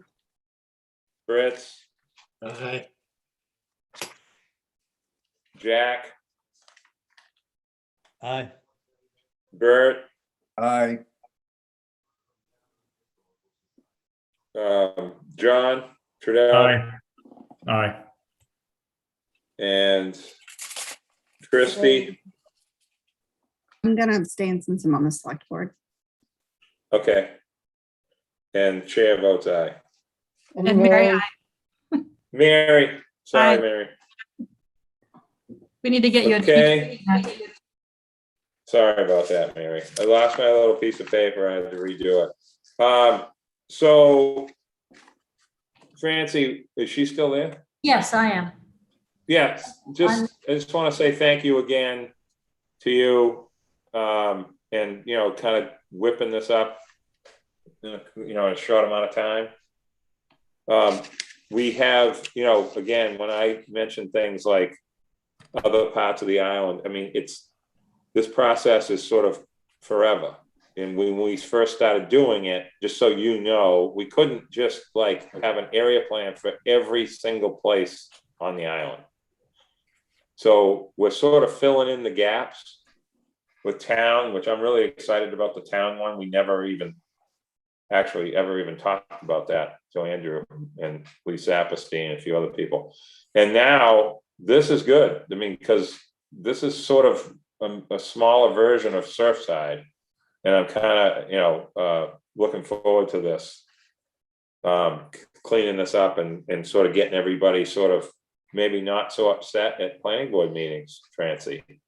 That's what I hope. Well, that you're absolutely right, because we want to be a constructive part of this. And we're delighted. Thank you very much for your confidence, and we promise we will do good work, or we'll certainly do our best. And thank you. Thank you very much for your. All right. Bye. Bye-bye. Bye. Okay. Thank you, everyone. Andrew, thanks a lot for all this. This is good. Okay, so we're finally getting to the tip in the steamship capital project conversation. So I'll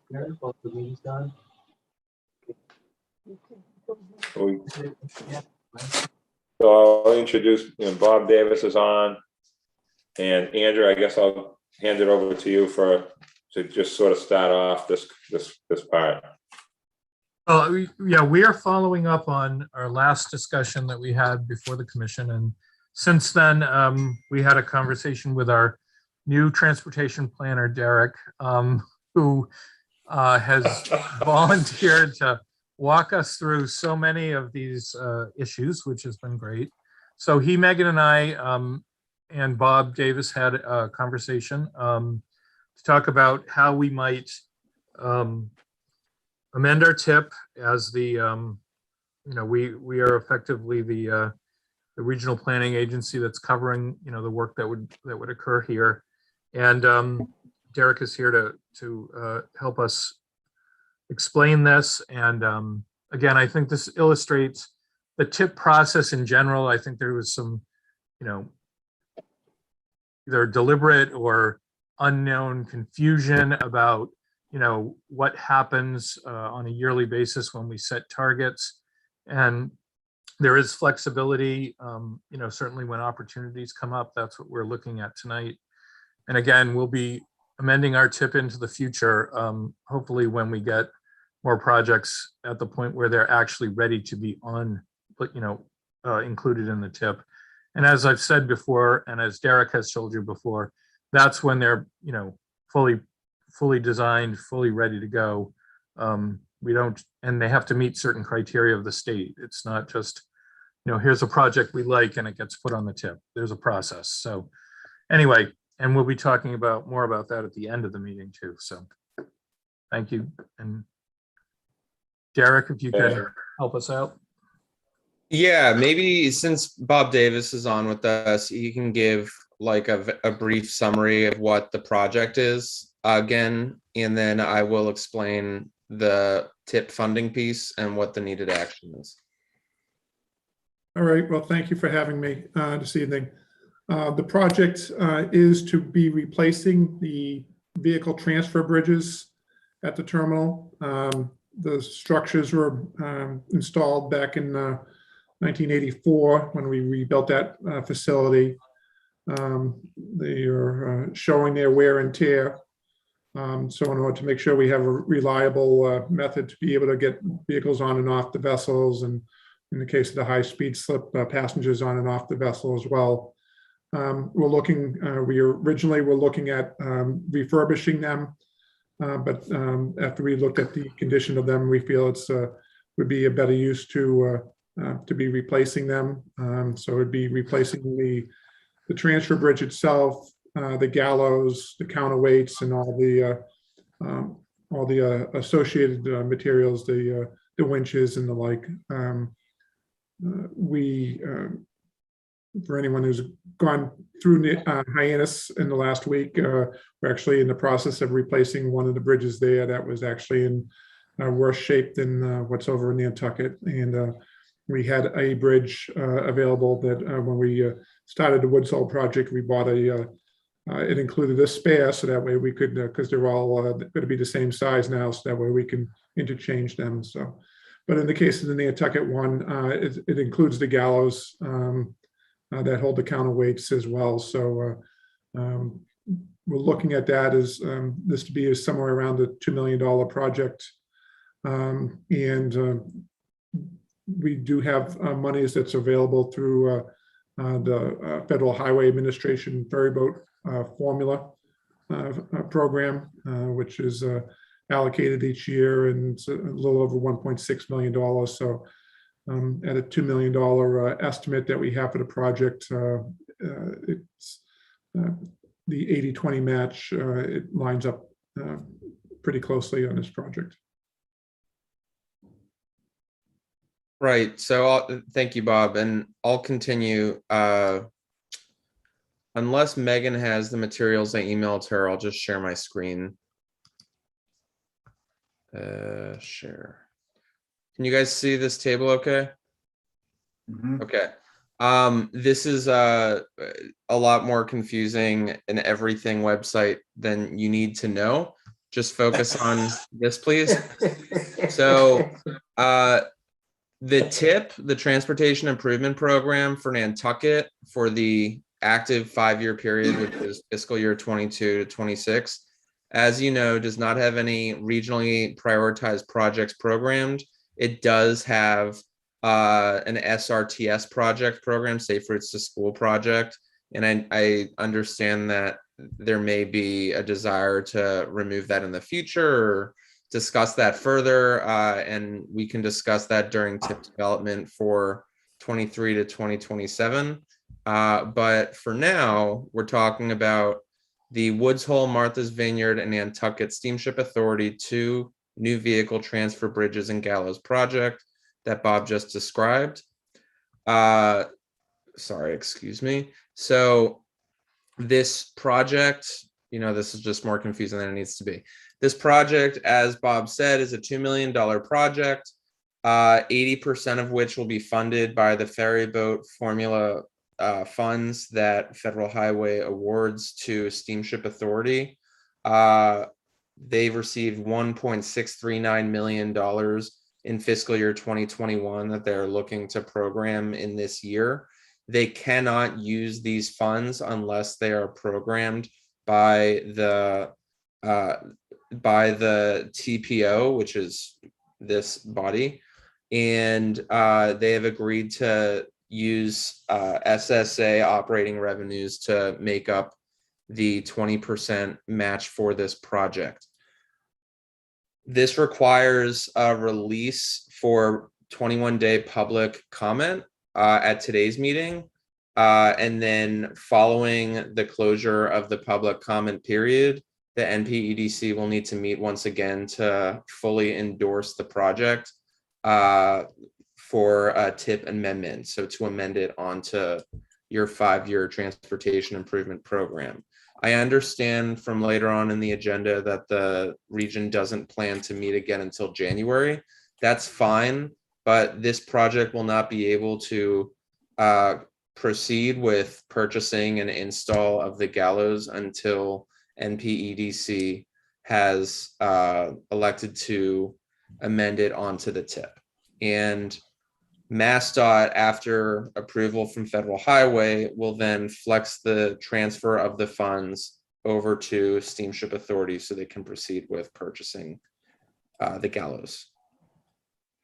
Does anyone have any questions? Very well said, Derek.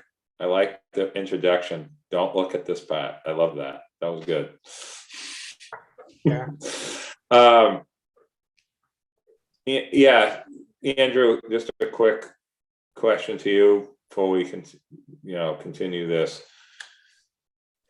What if you already obviously talked to Derek about the timing?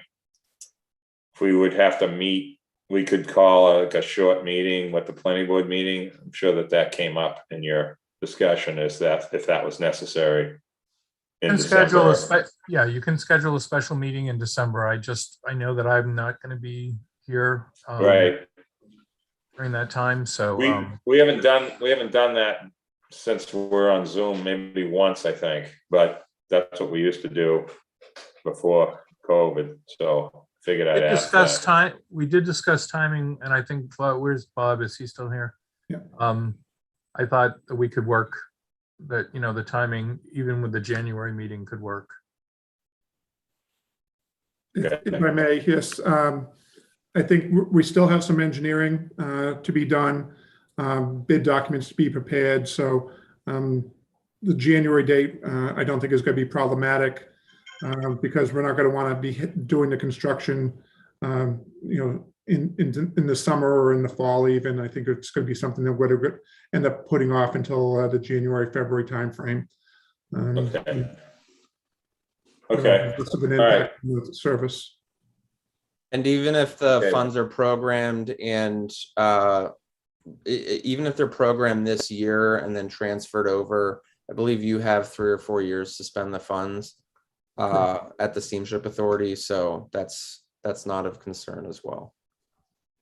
Mr. Chair. Okay. Yes, go ahead, Fritz. I just have a couple of questions so I make sure I understand, because I think at the last meeting we had the letter and it talked about the cost of 2 million, and then it talked about they currently have funds of a little over 1.6 million. So the question we had was, were they looking to us to fund 2 million or the difference? And I'm still a little unsure about what the answer is. And to me, it's significant. The TIP program is the program that we typically, Derek, I think something less than $500,000 a year. Is that the same program?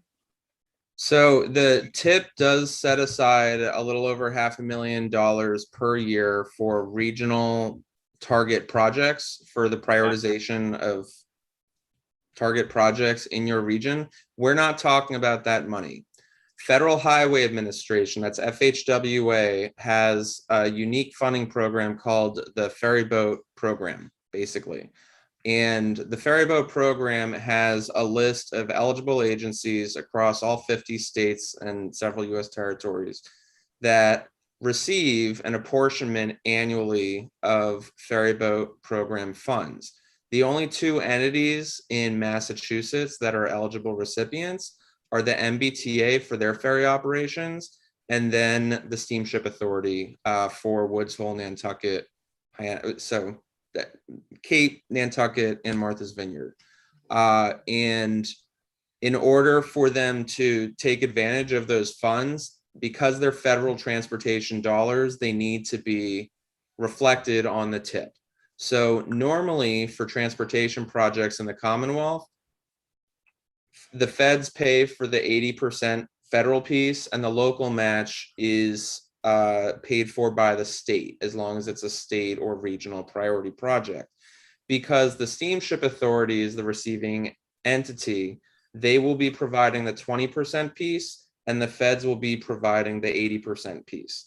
Nobody is asking for anything from NPEDC as far as finances, just the processing of these funds. Okay, so just one follow-up, if I understand correctly what you've said. So is it fair to say that if we approve this project, it would not decrease any of the roughly something less than $500,000 a year that we might otherwise be able to use if we had shovel-worthy project? Correct. This will not affect the $2.5 million some odd dollars that you have over the 5-year period to spend on regional priorities. In fact, that number may increase depending on what happens with the infrastructure bill that was increased over the weekend, and the state's obviously still monitoring, but that funding is safe. Thank you very much. Great. Okay. Do you need Thanks, a motion? Derek, for this. Yeah, the motion for this would be to release the proposed tip amendment for 21-day public comment. I'll make that motion. Is there a second? I'll second. Jack? Okay. Mary seconded. All those in favor, Judith? Aye. John? Aye. Bert? Aye. Fritz? Aye. Mary? Aye. Jack? Aye. Christie? Aye. Chair votes aye. John. Thank you, Derek. Did I get you, Judith? You didn't get John. No, I did. You did. Oh, okay. Yep. Sorry. Yep. It's okay. I got my right list now. All set. And that's it, Derek, for now. And then we gotta wait till January. Yeah, I'll work with Megan and Andrew on the timing of the public statement requirements for the NPDC website. And I believe that you need to facilitate a public meeting at some point as well for any further discussion, but January should be all set. All right. Thank you. Thank you. Bob, thank you. Thank you, everyone. For all this work to do this. Okay. Let's see. All right, Andrew, budget report. So, Mr. Chairman, including in your packet, there's I think the main thing to focus on after all of our earlier discussion. I mean, we share with you our basically our expense increase request forms for the coming year. This particular slide, I think, is a little bit difficult to read. Yeah, very. But generally, our budget is essentially moving forward is pretty much level funded, with the exception of these requests for expense increases.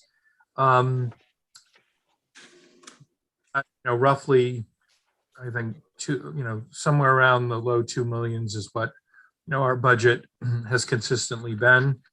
We are, I think, fortunate. We're finally in a position where I think, Leslie, I don't want to jinx it, but I think our administrative staff were fully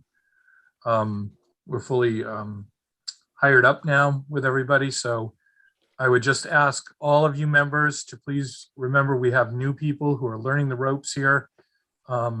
And so make sure you're nice to all of our new employees, please. They're working hard. Nice to you, huh? What? We don't have to be nice to you. You're not the new employee. Not me, but the new employees, we need to keep them. So anyway, if anybody had any questions on the expense increase reports, now would be the time to ask them. The one significant request that we've made, and we have in the past when we've been advancing the master plan, is some additional funding for professional services, which might be, to finalize some of the outstanding chapters. To the last time we had really a public, public relations effort as we led up to the final vote. So anyway, and that's included in this year. So. Okay, is this informational, right, Andrew? It's informational. Yep. Okay, just want to make sure. Yeah. Go ahead, Fritz. Yes, sir. Just for clarification and a little bit of concern, the bylaws provide that the commission should approve the budget prior to the submission to the town manager. But I interpret that to mean the expenses in the budget as it relates to this commission. The budget with the items that you've got in it includes automobiles and funding for Plus. But as far as I understand, they would be for things over which we have no jurisdiction or purview. So I'm reluctant to personally approve expenses that don't relate to the commission.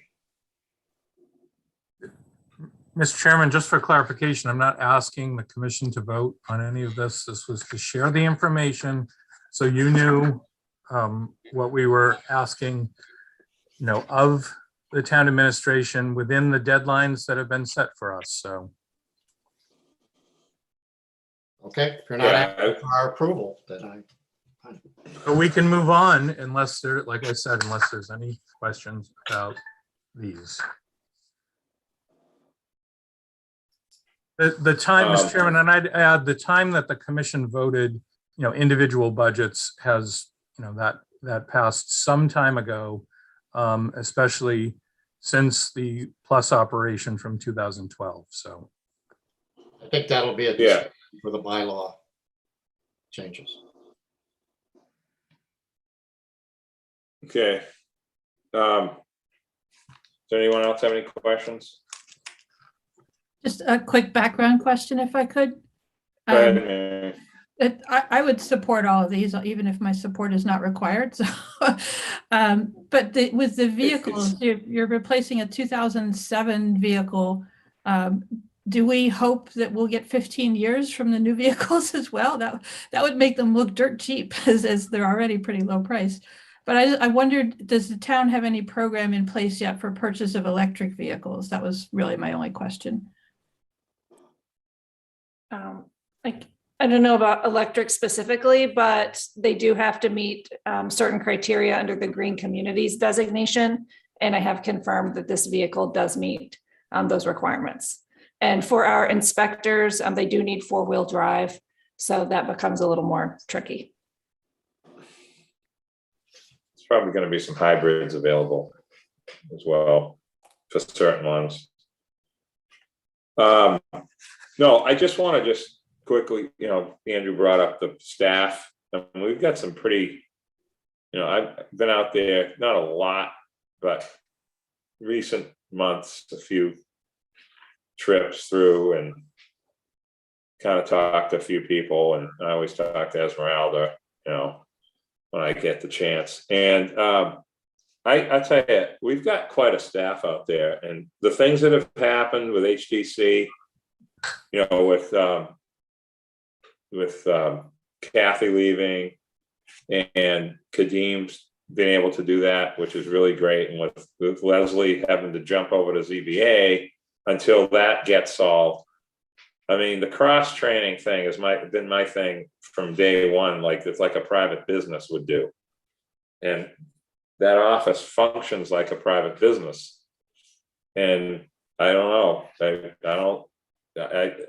I see a lot of good when I go out there. So it's nice to see. And I think there's a lot of other cohesion that's happening in and around some of the, longtime people that have sort of advanced a lot in that building that you might not realize. So I think that that's also a good thing. So thank you for the information. Appreciate it. Does anyone else have anything before we go to other committee reports? If not, does anyone have anything to report? You know, Capital, Christie, I'm not sure what's going on with Capital. It's over now, right? Kinda. We're still meeting. Okay. Oh, you are still? Okay. Town area plan update, Andrew? Mary? Yes, I can jump in if you like. So the Town Area Plan Committee did meet to elect officers. The Town Association President, Henry Terry, was elected the chair of the Town Area Plan Committee as well. And makes sense. There was some discussion of the different areas and who was interested in contributing to which. And generally, the idea that we need to know a lot more about zoning. So we're going to invite Leslie to tell us, you know, everything we need to know in 30 minutes or less. Perfect. Excellent. Good. Okay, very good. Is there anything else with that before we move on to the next item? Other business. Don't really have anything. I mean, the only thing is the outdoor dining and some of that stuff that's going on. I think that's a really good conversation, Christy, that you guys have had recently. We're not supposed to talk about economic development anymore because there's too much economics going on, but I still like to do that.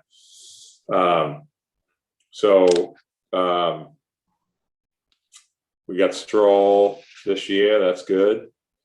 Hopefully the weather's good. Hopefully people show up and kind of get back to kind of a normal holiday this year. That's really good news. So anyone else have anything before we sign off this meeting? We're not going to have a meeting in December, Andrew. We already sort of said that earlier, but might as well officially say it, right? Yes. We have a lot of planning board meetings. We have a lot of planning board meetings that will be coming up. So with zoning and, you know, articles rather for, you know, citizen articles and stuff. So, our next meeting is going to be January 24th. As of now, right? Could be a possible joint meeting, but we're not sure yet, but most likely not. If we need to, you know, schedule a special meeting or something, we'll let you know. But for now, the next regularly scheduled meeting would be January. And for everyone's knowledge, I've asked Andrew this question already. We have plenty of time. If there's any planning concern articles, which there will be for planning commission, we'll have plenty of time to talk about those in January, correct? Because the warrant's not going to be, when does the warrant get go to print? Sure, if that date has been established, but because of the town meeting in May, so they have a little bit more time. Right. Okay. Okay. Leslie, go ahead. You're I muted. just want to make a quick announcement since I'm the chambers, or excuse me, I'm the NPDDC's chamber representative. The chamber, in partnership with the town, just launched the latest round in the Rock Solid Fund. There's $95,000 available in potential funding for small local businesses. It's going to be advertised in the INM and some other places. The applications just opened today, and the deadline is November 22nd. So that's a great opportunity for small businesses who can demonstrate a need for additional monies to improve their business. Okay. Thank you. All right. So I'm going to read the script to go into executive session. At this time, we are ready to convene the executive session for reason number 3, to discuss strategy with respect to collective bargaining, litigation, if any open meeting may have a detrimental effect on that bargaining or litigating portion of the public body, and the chair so declares. Do I have a motion to convene the executive session pursuant to Massachusetts General Law 30A, Section 21, for the purpose of discussing strategy with respect to collective bargaining or litigation where I declare an open meeting may have a detrimental effect on the bargaining or litigating portion of the public body for the commission not to return to open session? Do I have a motion? So moved. Again. All those in favor by roll call? Aye. Judith, aye. John, Aye. Bert, Aye. Fritz, Aye. Mary, Aye. Jack, Aye. Christie, Aye. and chair votes aye. So we have to re-zoom in on the other link, okay? I just sent that to everyone about 30-40 minutes ago.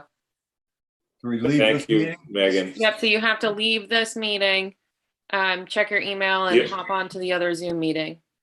Do we have to Stay in this- adjourn or leave it open for the adjournment after the executive session? No, because we're not returning to open session, so we'll adjourn in executive. All right, see you guys on the other one.